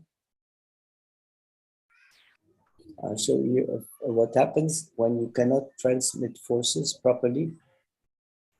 Okay. Forward bend at waist, that means breaking in the hip. Moves the two ends away from each other in a negative way because the touch down is in front of the body. That means by touching down in front of the body, the hip goes backwards and extends the biceps. And this is why you then have basically problems. So the tension on the hamstring increases, and by increasing the tension negatively on the hamstring and the hip being backwards, you get yourself into trouble by basically having a delayed swing of the trail leg. And it remains long and delayed, or because it is long, it is delayed. It is long because this is a negative part of the movement. You are touching down in front of the front center of mass, and hence the hip moves backwards. Okay? And that delay in the trail leg means that you are putting an extreme negative tension and not a positive tension on the hamstring, which might then at the very end result in an injury. So this is why we are doing this type of exercises to get this properly done. Okay, here you are back. Now you have already seen a whole bunch of exercises which show you. I'm just trying to see if I find one more with the assistance, but I don't know. No, it's not with the assistance here. No, it's not with the assistance. Let me go back. I haven't got the one with the assistance. Oh, here it is. Yeah. Okay. Now look here. What we do is we're giving that assistance basically is to get that run down with the assistance up to here. Okay. So it becomes a long, fast run. All right. So before going for the closing, for more or less the closing part, any questions with all what I've showed you now? And I will then go through the basic exercises.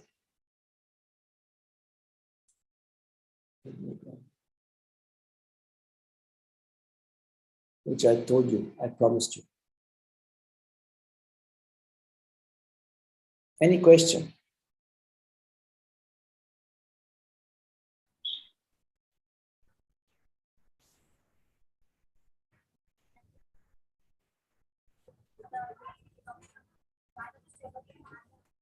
Not yet.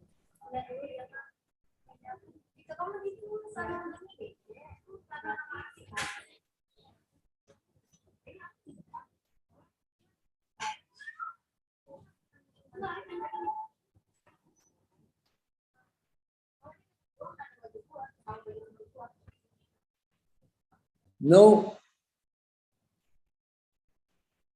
Later maybe. We have no more questions. Everything is clear.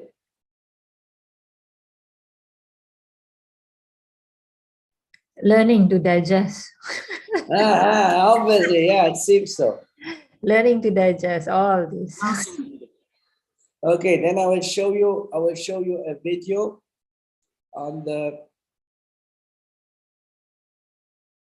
Can you see now the screen? Yes. Okay.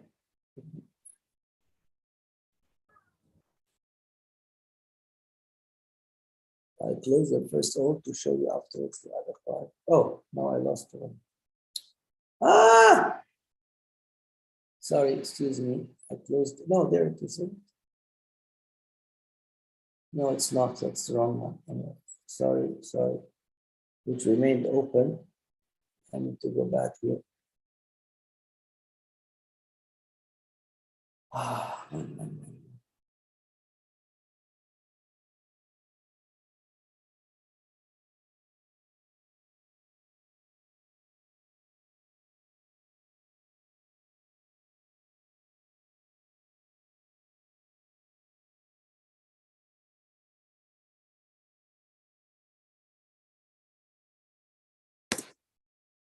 Can you see the screen?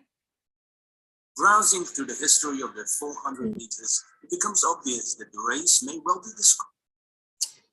Oh, what's going wrong?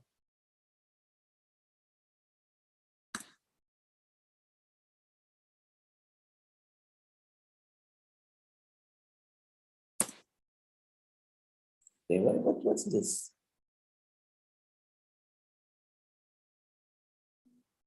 It's not playing the way I want.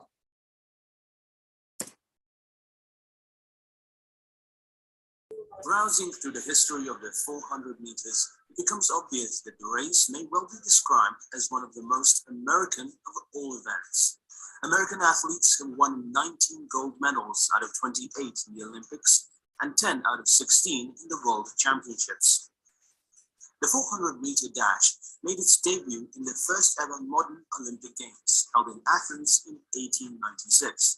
The inaugural champion was Thomas Burke, who won a unique 100-meter, 400-meter double, finishing in 12.0 and 54.2 seconds respectively. In 1912, Charles Wheatpath won the gold medal at Stockholm Olympics, setting a new world record of 48.2 seconds, the first 400-meter world record recognized by the IAAF. In 1916, Ted Meredith set the first official world record for 440 yards in 47.4 seconds. Meredith, who had won the 1912 Olympic 800-meter gold medal, strongly influenced 400-meter training methods and competition for several decades. All coaching books printed during this time include the 400-meter race under middle distance events and training. The 400-meter race only became a sprint race following the victory of Eric Liddell in the 1924 Olympics. Liddell, who was best known for his accomplishments in the 100-meter and 200-meter, sprinted all out to a clear lead at the 200-meter with a split time of 22.2 and ripped through the tape in a new world record of 47.6 seconds. In the 1930s, most American coaches believed that the 400-meter specialist should set a pace fast enough to kill off the sprinter. Both this judgment and the close relationship between the 400-meter and the 800-meter races was strongly supported when Rudolf Harvig set new world records for 400 meters in 46 seconds and 800 meters in 1:46.6 within 3 weeks. Herb McKinley was the first person to break the 46-second barrier in 1947. McKinley was a terrible judge of pace early in his career. He ran 4 world record times in the 1940s and 1950s, all of which consisted of splits of around 21 and 25. Not surprisingly, he was caught on near the finish line in the Olympic final in 1948. Curiously, Arthur Wint, the winner in 1948, followed McKinley's tactics in Helsinki in 1952 and uncharacteristically blasted through 200 meters in a personal best and then faded badly to fifth. The 44-second barrier was broken in 1968, thanks partly to Mexico's altitude and because Lee Evans was pushed all the way by Larry James. Evans' time was a groundbreaking 43.86, and James also ran inside the old record with 43.97. Lee Evans believed there should be only 1 second differential between the first 200 meters and the second 200 meters in a quality 400-meter race. He knew the value of even pace racing for the 400 meters. His world record splits were 21.4 and 22.4. The Cuban runner, Alberto Guantarena, also proved the close connection between the 1 and 2 lap races. He won the gold medals for both the 400 meters and 800 meters at the 1976 Olympics in Montreal, a feat that has remained unmatched. His 44.26 victory was the fastest ever sea level clocking at that time. While in 1987, Butch Reynolds ran 44.10, improving Guantarena's mark run at sea level, Reynolds knew he was finally ready for the assault on Lee Evans' long-standing 400-meter world record. In 1988, Butch Reynolds set a 400 meters dash world record with 43.29 seconds, smashing Lee Evans' 20 years old world record by an astounding 0.57 seconds. His 2 sub-22 seconds 200 meters set a new standard of running the 400 meters. This near-perfect performance consisted of 21.4 and 21.90 splits and 11.20 home stretch, which is still the fastest finish in history up to date. Michael Johnson, history's greatest 400-meter specialist, broke 44 seconds 22 times, more than twice as many times as any other athlete. And the exciting part is that he never ran the first half under 21 seconds. His 43.66 race in 1996, with negative splits of 21.9 and 21.8, was the most striking hint of his potential to break Reynolds' unbreakable world record. He broke Reynolds' record 3 years later in one spectacular circuit of the Olympic Stadium in Seville. Johnson confirmed his status as the greatest 400-meter runner by taking the gold with the world record of 43.18. For the first 200 meters, which he ran in 21.22 seconds, it seemed as if Johnson was contenting himself with a win, simply matching the speed of those running outside him. But on the final turn, he pushed harder, and by the time he entered the straight, his rivals were in another race. The race execution was very similar to that of Reynolds, with both halves under 22 seconds. After Wade van Niekerk's win at the 2015 World Championships in 43.48, there was a prevailing feeling that Michael Johnson's 20-year-old Olympic record, which was just 100th shy of that mark, might be in danger in Rio. Instead, it was his world record that fell. Van Niekerk attacked the race hard from the start. He reached 100 meters in 10.7, a time only bettered during the 400 meter by Tyson Gay during 45.05 in 2010. His 20.5 for the 200 meter is the second fastest split in history. Only Merritt's 20.44 from this very race is quicker. Van Niekerk then started to pull away at about 250 meter and crossed the 300 meter mark in 31.04, by far the fastest in history. It should be noted that Merritt and James were also under Johnson's world record pace at 300 meter, but they decelerated dramatically more than Van Niekerk was able to maintain his sprint with a world record of 43.03 seconds. Wade van Niekerk is also one of the 2 sub-44 sprinters who managed to run the 400 meters with negative splits.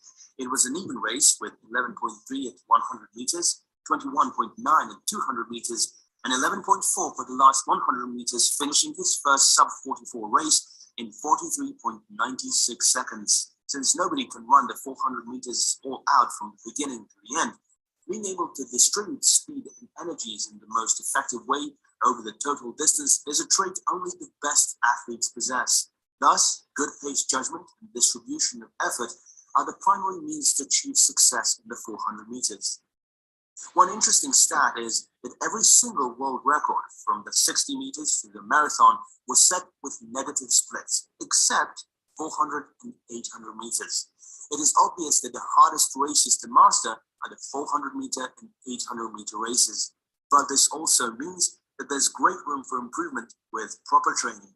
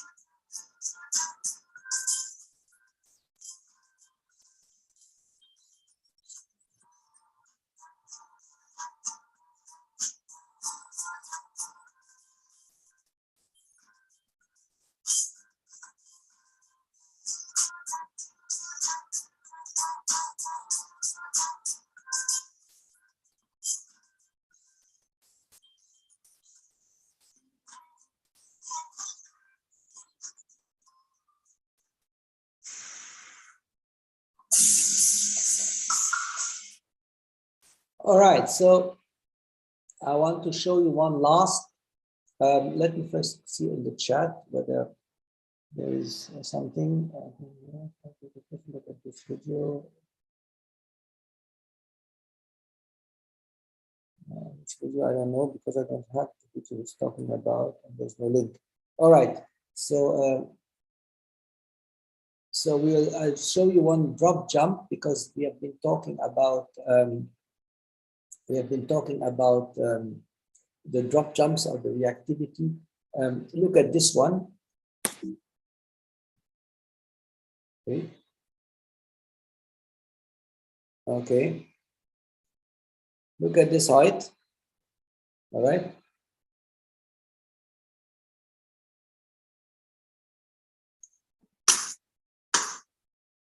So what did I tell you about the reactivity? We can't see any video. You can't see any video again. All right, just give me a second. Sorry, I'm sorry for this all this nonsense which is happening. I have no idea why. Where is it? Stop sharing. I'll share again, and hopefully you'll see. Can you see now? Not yet. Yes. Yes. Okay. Okay. So have a look here. I'll play it first again. So you will see here that even on such, you see there's no heel touch. And if that is the case, then you can drop from such a height. So it makes no difference which height you're dropping off, as long as the mechanics are right. That means as force transmission is correct.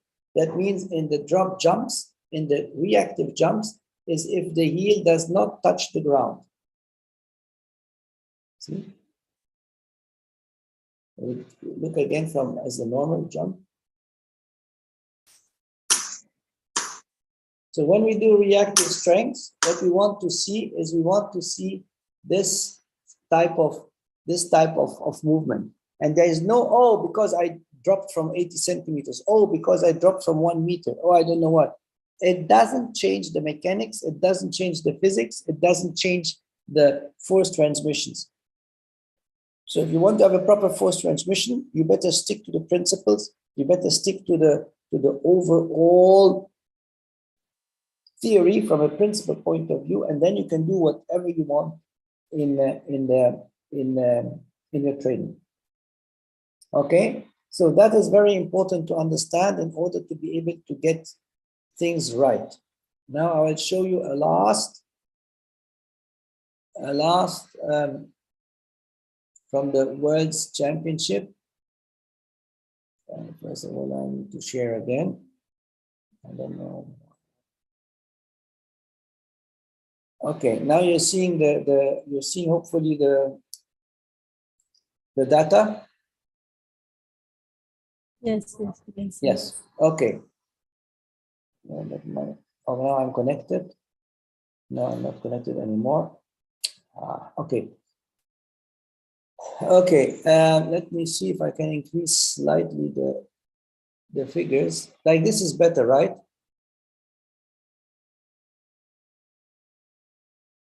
You can see better like this now. Yes. Yeah. Okay. Okay.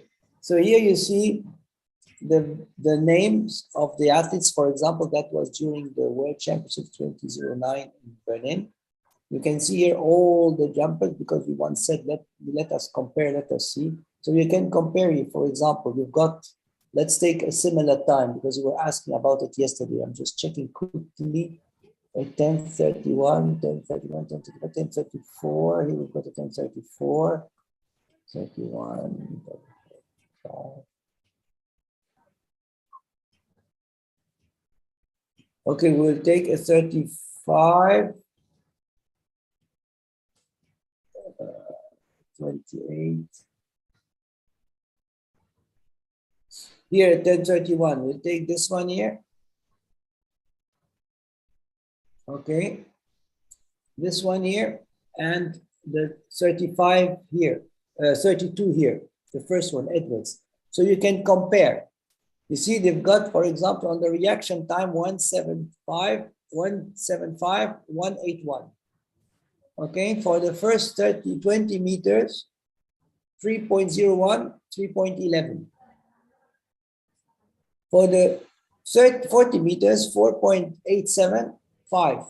So you see here the 1/10 of a second made here about 1.3 tenths of a second.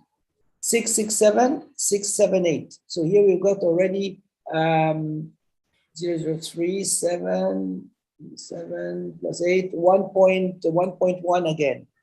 8.45, 8.53. 3.1 as a final time, 3.32.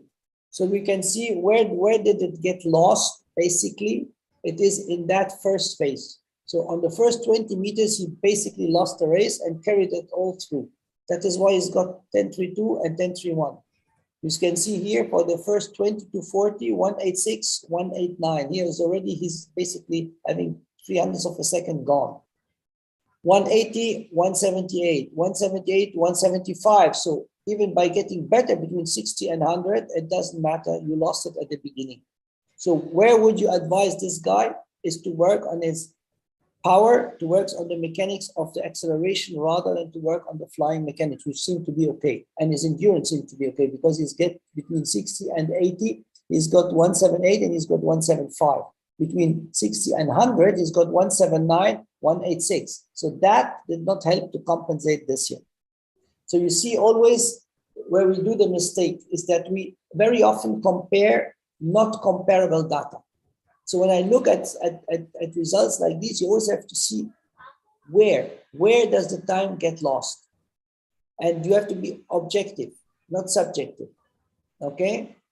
We can go even further, we can you see the difference, for example, then between athletes running a 10:50 and athletes running a 10:20, 10:21, all right? So if we continue here, 10:01, so these are the faster ones. I'll show you some more. Okay, now we'll go to the sub 10 runners. You see here Bolt, Gay, and Powell. Okay, 958, 971. Here's a 993, 989 in the heat 3, 995, 995. Okay, we can take the 99 because again, comparing similar. Let us take the 984 and the 989 here. So you can see here on a 1022, this one here, and we compare it with this one here, 984. So you see here 989, 99291. So here already we saw that that is where he lost already 300ths of a second. Okay, so 300ths is 984, 989. That means there is 600ths of a second left. Is it right? No, 500ths of a second. So 300ths is already out of the 500ths of a second is lost already on the first 20 meters. And you see, you can't compensate them because here's a 642, 641. So he's basically close. 481, here's another 300. So the first 30, 40 meters are affected by the first 20. All right. Here, 811, 810. So it's not in the second part, it's in the first part where he lost. Basically, contact. Okay, so this is how you analyze things and how then you go and then see who if I would be coaching Powell, that is where he will have to work on, and not on this part, and do more endurance. Okay, let me see if there's some other interesting data for you guys here. Reaction time, 22.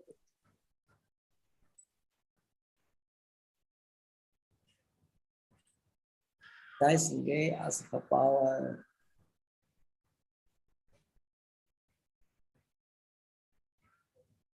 Four by 100. Okay, with the 4 by 100, maybe we can close with that one. With the 4 by 100, the interesting part is that the sum of the individual runners, okay, you've got here a 0.3 that says change effectivity, it says. But if you add up these times, all right, compared to the time run, you will be able to judge. That means a 37.31. If you add up these times, let me add them quickly up for you.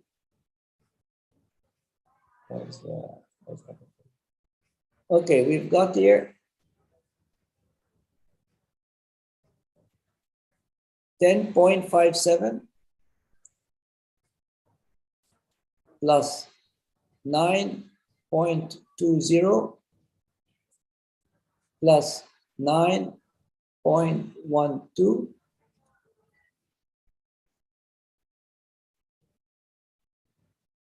and then we've got 8.73. Then you see that we'll get to the 37.31. Well, 37.62.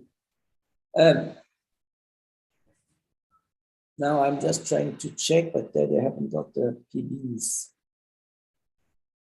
Okay, it doesn't matter. So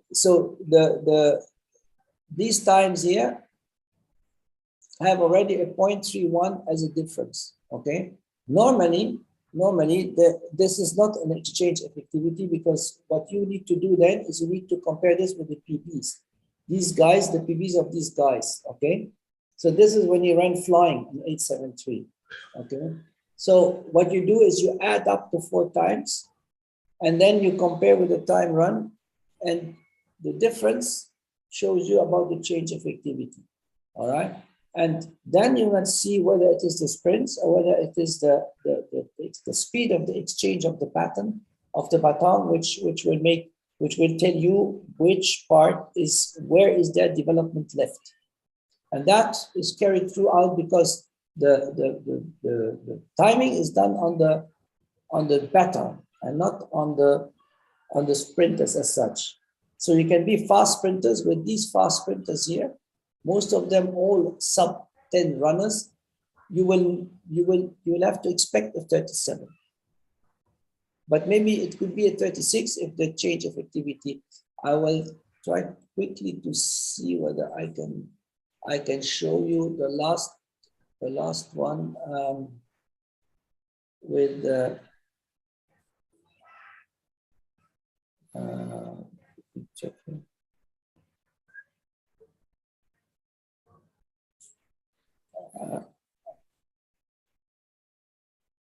Lines.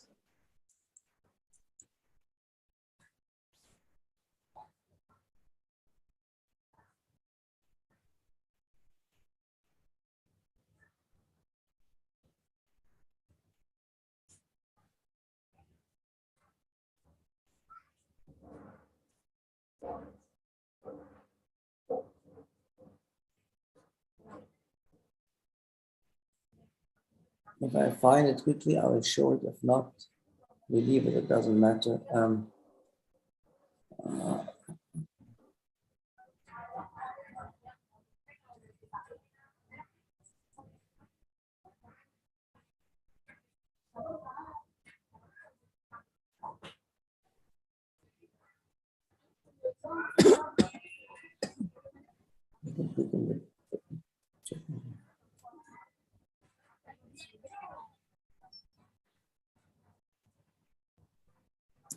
Okay, I'm not finding that part so quickly. Okay, not of a problem. So to summarize the whole thing is in applied biomechanics, it's about how do you transfer knowledge into a certain type of content. And the content means how do you apply it in practice? Do not go and relate it to pure timing. Do not relate it to pure distance. Relate it to the individual athlete and his progression. That means if I time a 3.9 for the first 40 meters or a 4 seconds, that doesn't say much. It just says, yes, he covered the first 30 meters in 4 seconds. Okay, great. But what does it tell you? How did he produce these 4 seconds? Where was what I just showed you? When I have a 100-meter time and I say he's short by 1/200 of a second, where did he lose them? In which part of the race did he lose them? And we saw now that in mostly it is either the transition from start to acceleration or from acceleration into top speed. That means when the mechanics change in these transitional phases, this is where force transmission gets lost because the mechanics are different. And why the mechanics is what I showed you. It's because innervation is different. The addressing of the muscles is different. In the acceleration phase, you have got more the part of moving and then having the muscles which are related to strength, to producing strength. On top speed, the muscles which have had to produce strength do not need strength anymore. So it's the pure nervous system and the speed of the action of the execution of the movement which becomes important. And I think this is where we need to understand that there are different drills for different phases. So it's not about doing the whole range of drills in the warm-up. It's about doing the drills which will give you the preparation for what you want. If I have a start acceleration session, I do all the drills which go more into strength, power, push faster. So from skips to bounds, whether it's the A skips, the B skips, whether it's the bounds, ankle bounds, whether it's the bounds as bounds, whether it's speed bounds, whether it's, as I showed you, for example, some exercises go into the lunges and from the lunges go into the acceleration, because this is what I'll be needing. So I don't need to do these old step overs. The step overs are for the maximum phase, but they are not for that acceleration phase. If I'm on a maximal speed session, well, then it is about stepping over mechanics. The step over mechanics have then again a different approach to it. Okay, so this is what you need, and if you classify these, I will show you now the classification of these.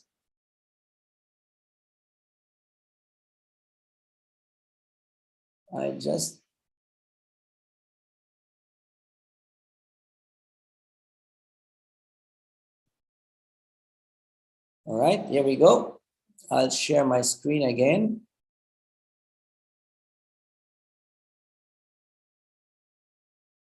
Can you see my screen? Yes. Okay. So here we go.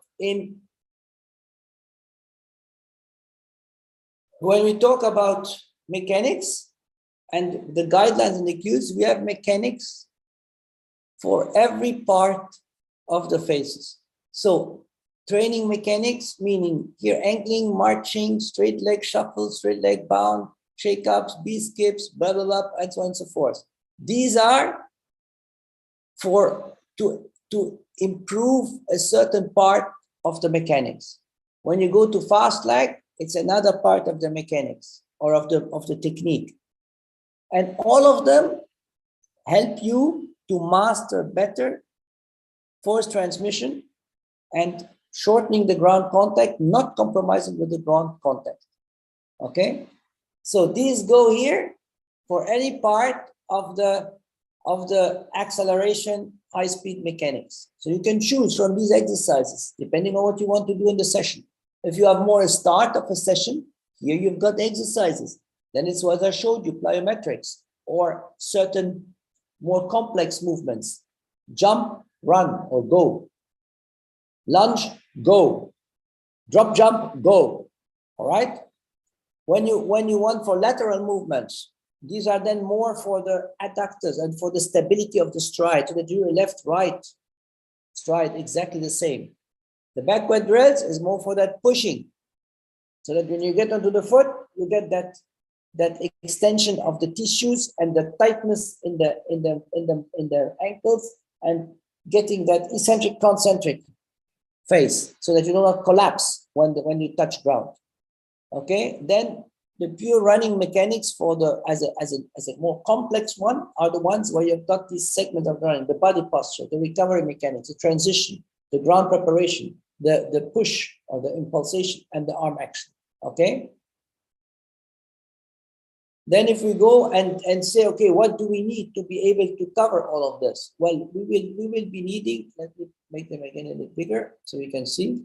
We need core exercises to stabilize dynamically, active dynamically, because there is no passive dynamics.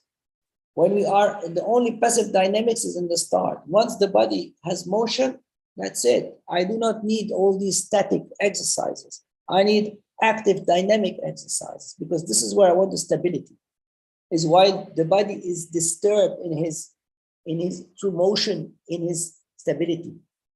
All right. So you've got hip circuits, you've got abdominal circuits. Okay, you've got in-place jumps. You get that tightness once the foot touches the ground. You get short jumps, you get power jumps, you get, then you have, okay. Then you've got strength circuits, mobility circuits. And again, here we said, what we need is the mobility, which allows you to be able to transfer forces in a very specific angle. So range of force, range of performance. You might have mobility to increase motion, range of motion, but then do not compromise with the range of force or with the range of performance. All right, and then you've got the strengthening part and more the dynamic in the throws. Okay, here you can see that how that on what you basically focus the moment you want to have something as an intent and the purpose. What is my intention? It's to improve my maximum speed. What do I need? Well, I need these exercises. Did it improve? Did I meet with my purpose the intention? Yes or no? No, go and review. And don't put it on or blame somebody for it, which has nothing to do with it. All right. So now I'll go into the chat again.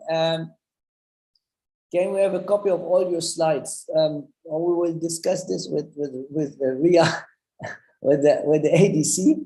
Okay, we'll see how we do that. Then can we have, okay, again the same. Yeah,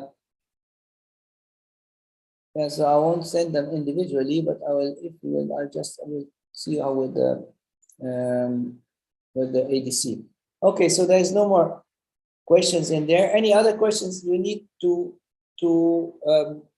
for clarification, or you need a bit of more explanation to it?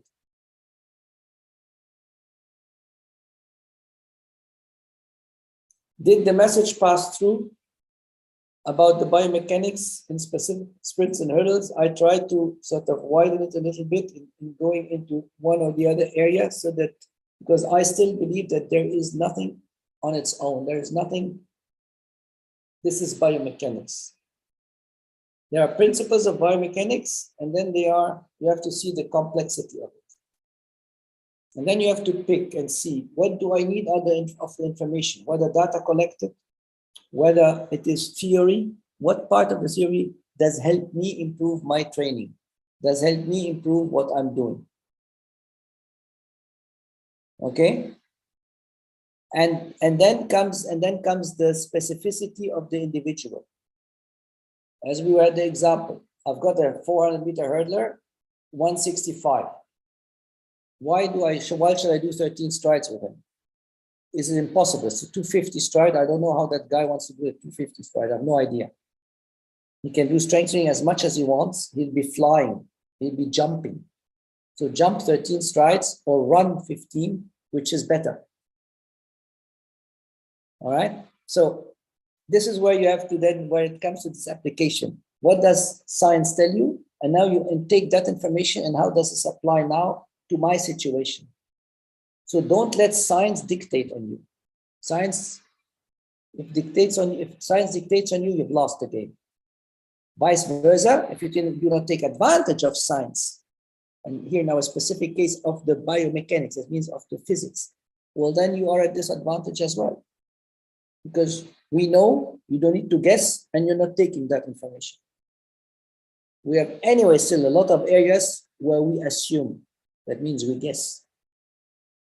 Okay, it starts with the physiology, and it ends with any other parts which we have not 100%, or you have different opinions. Okay, so which one applies to my athlete? Which one is the one where my athlete will do a development? And don't copy and paste. A copy is always less good than a philosophy you have developed, because you know best in what environment you need to apply what knowledge. And not having tools, not having certain tools for measurement doesn't mean you cannot do it. Think about the principle. If you have stairs, what do stairs do? What do I want? Oh, I want a dynamic explosive movement. Okay, can the stairs help me in get that? Yes, they could. So how? How will they be executed? Instead of having static phases, you will have active dynamic phases. So eccentric, concentric, eccentric, concentric. Okay? You want to have a drop jump.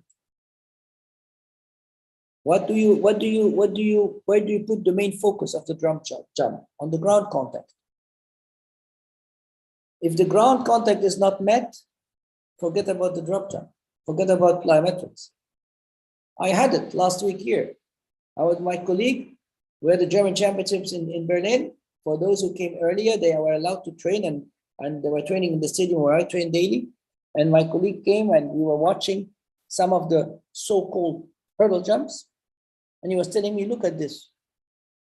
I said, yeah, we asked him, what for is he doing that? And then we asked him, why are you doing that? He said, oh, I'm doing plyometrics. We looked at each other, my colleague, and I said, what is plyometrics about it? Because he has set some hurdles. That was not plyometric. He was killing the ground contact with every ground contact he was doing. So he was doing strength or power, but certainly not plyometrics. So he was doing concentric power, but for what purpose? I don't know, but he thought he was doing plyometrics. So already here, there's a problem. It's not that it is wrong, but if you tell me plyometrics and you compromise on the ground contact, well, it's not plyometrics. I'm sorry. It's not because there are some hurdles. And the higher you put them, that means you will be more working on the plyo part of it. No. If you're killing, you see, I showed you the drop jump from that 1 meter, I don't know what, or 2 meters. As long as you're down fast, no problem. You can jump from the roof of your building. It's not of a problem. But be quick on the ground. And if you can't jump 5 centimeters, then when you go and do maybe a bit of rope skipping. That might be the best biometric exercise you could do, because you won't be able to manage anyway any other further height. Strength's the same. It's not about accumulating force. Doing a squat with 300 kilo, meaning you want to convert this 300 kilo into a speed, into a power, into something which will let you be more dynamic, more explosive. If you can't do this, if the gap is too big, because the nervous system was not involved, well, then forget about the 300 kilo. You can tell me 100 times, I have a PB of 300 kilo. Did you run faster? Would be my next one. No. So what are you trying to explain to me? What are you telling me? That you can do 300 kilo squat? Fantastic. Congratulations. But for what purpose? All right. So that is, I think, this is what I wanted, the message I wanted to pass through, so that biomechanics, from feedback I got, I obviously was not too far away from passing that message. So some of you got it, obviously. And the second intention I had is to get you thinking. Use your brains. Do not follow blindly what you see or what you can download or what you can Google. And I will be very clear here. There's a lot of nonsense on that platforms, which are simply not correct. So not everybody who posts is an expert. And when I want to be very rude to someone, I tell him, the more you post, the less you know. So again, it is something which you need to use your brains, use the what you know, what you have understood mainly first, and then apply this, and you will see, you will get results. Not about the quantity, not about how much you do, is how good you are in implementing what you're doing and what the athlete does. And for last thing, when you have the coaching eye, again, it's not about videotaping. It's about what information do you take about the data you have collected or what you have seen. So do not waste your time permanently videotaping every single step and looking for the brown area or for the sand and the green surface. That won't make you better. That will make you maybe to a good video expert, but certainly not to a good coach. So learn to watch with your eye and to capture whatever you need to capture within this fraction of a second. And then, yes, you can be seconded by a video. So quickly show me that video. Oh yeah, okay, this is what I've seen. Or oops, now that looks different. All right, but now I know why. Because you have to see the movement. And I'm struggling the past week now with Zoe Hubs from New Zealand, who has run consistently now, I don't know for how many times, under 11:10. She's here since 2 weeks with me in preparation of the World Champs and the Commonwealth Games. And her weakest phase is the start acceleration, because in her head, she thinks the more strength she puts in, the more she uses her quads, the better it will be. And it is exactly the opposite. And I spoke yesterday to her coach, who coaches her in New Zealand, and he exactly confirmed. He said, that's where I was struggling as well. So I said, okay, great. At least I know that I am on the right, that I've seen immediately the right thing. And now it's to get her to understand is how to transfer that strength she's got into speed, into acceleration, and not into hammering and ruining that track she's running on.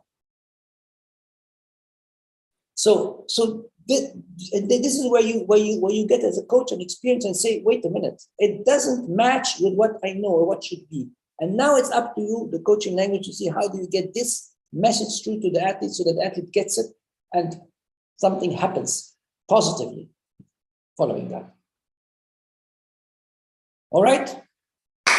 So here I am to the end. I think I've spoken enough over the 3 days. And I hope, as I said, that I could contribute a little bit to the understanding, a little bit to your needs, and that there is a bit of something out of the 3 days that will help you and will make a better coach or make a more successful coach or whatever you want.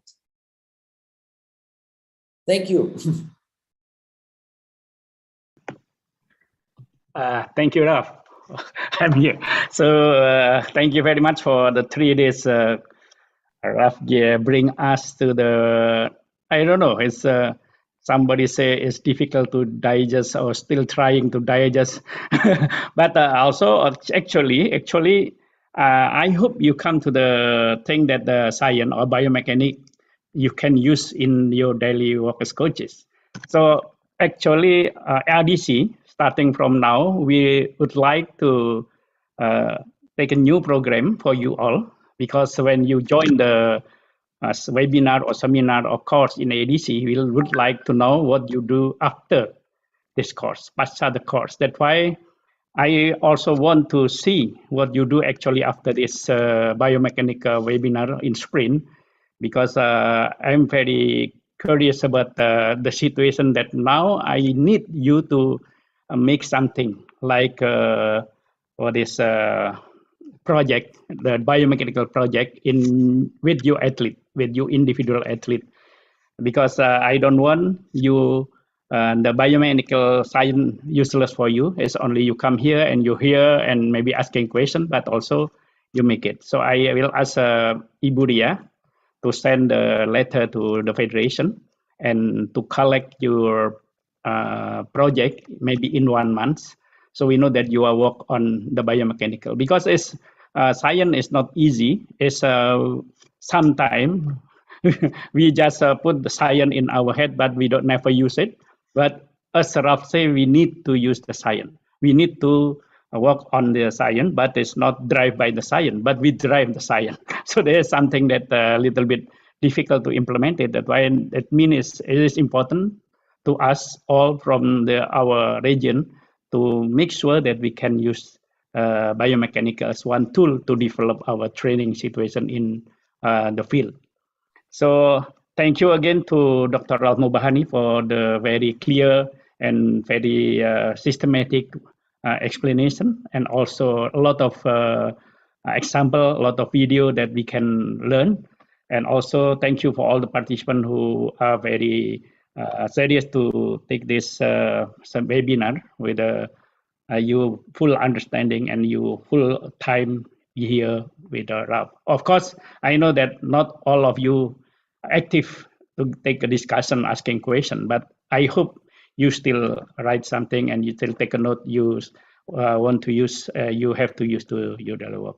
I know that some of you are very active in Facebook and very active in evaluation and analysis, but I need your paper later on, maybe in 1 month, to come to ADC. Then maybe we can share to the back to you, to the coaches, if this paper is good, for example.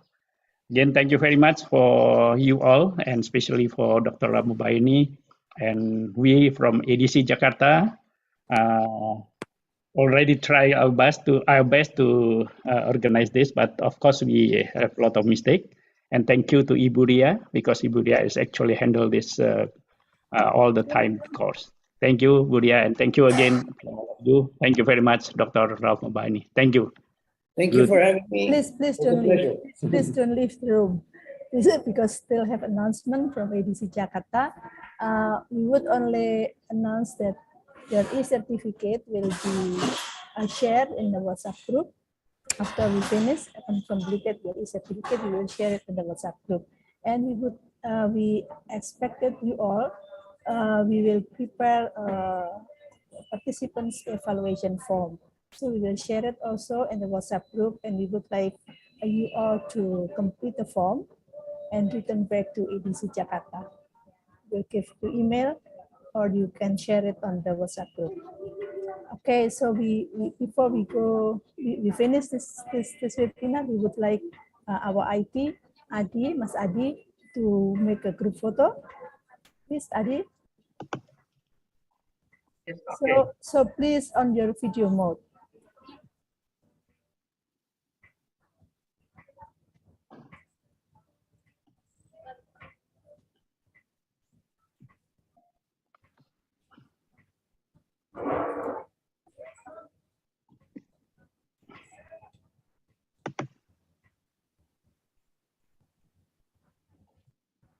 Thank you.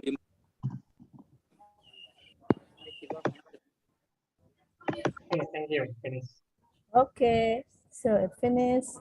So thank you for your attendance and see you some other time. Thank you. Bye-bye. Thank you, Ma'am Ria. Thank you, sir. Thank you, George.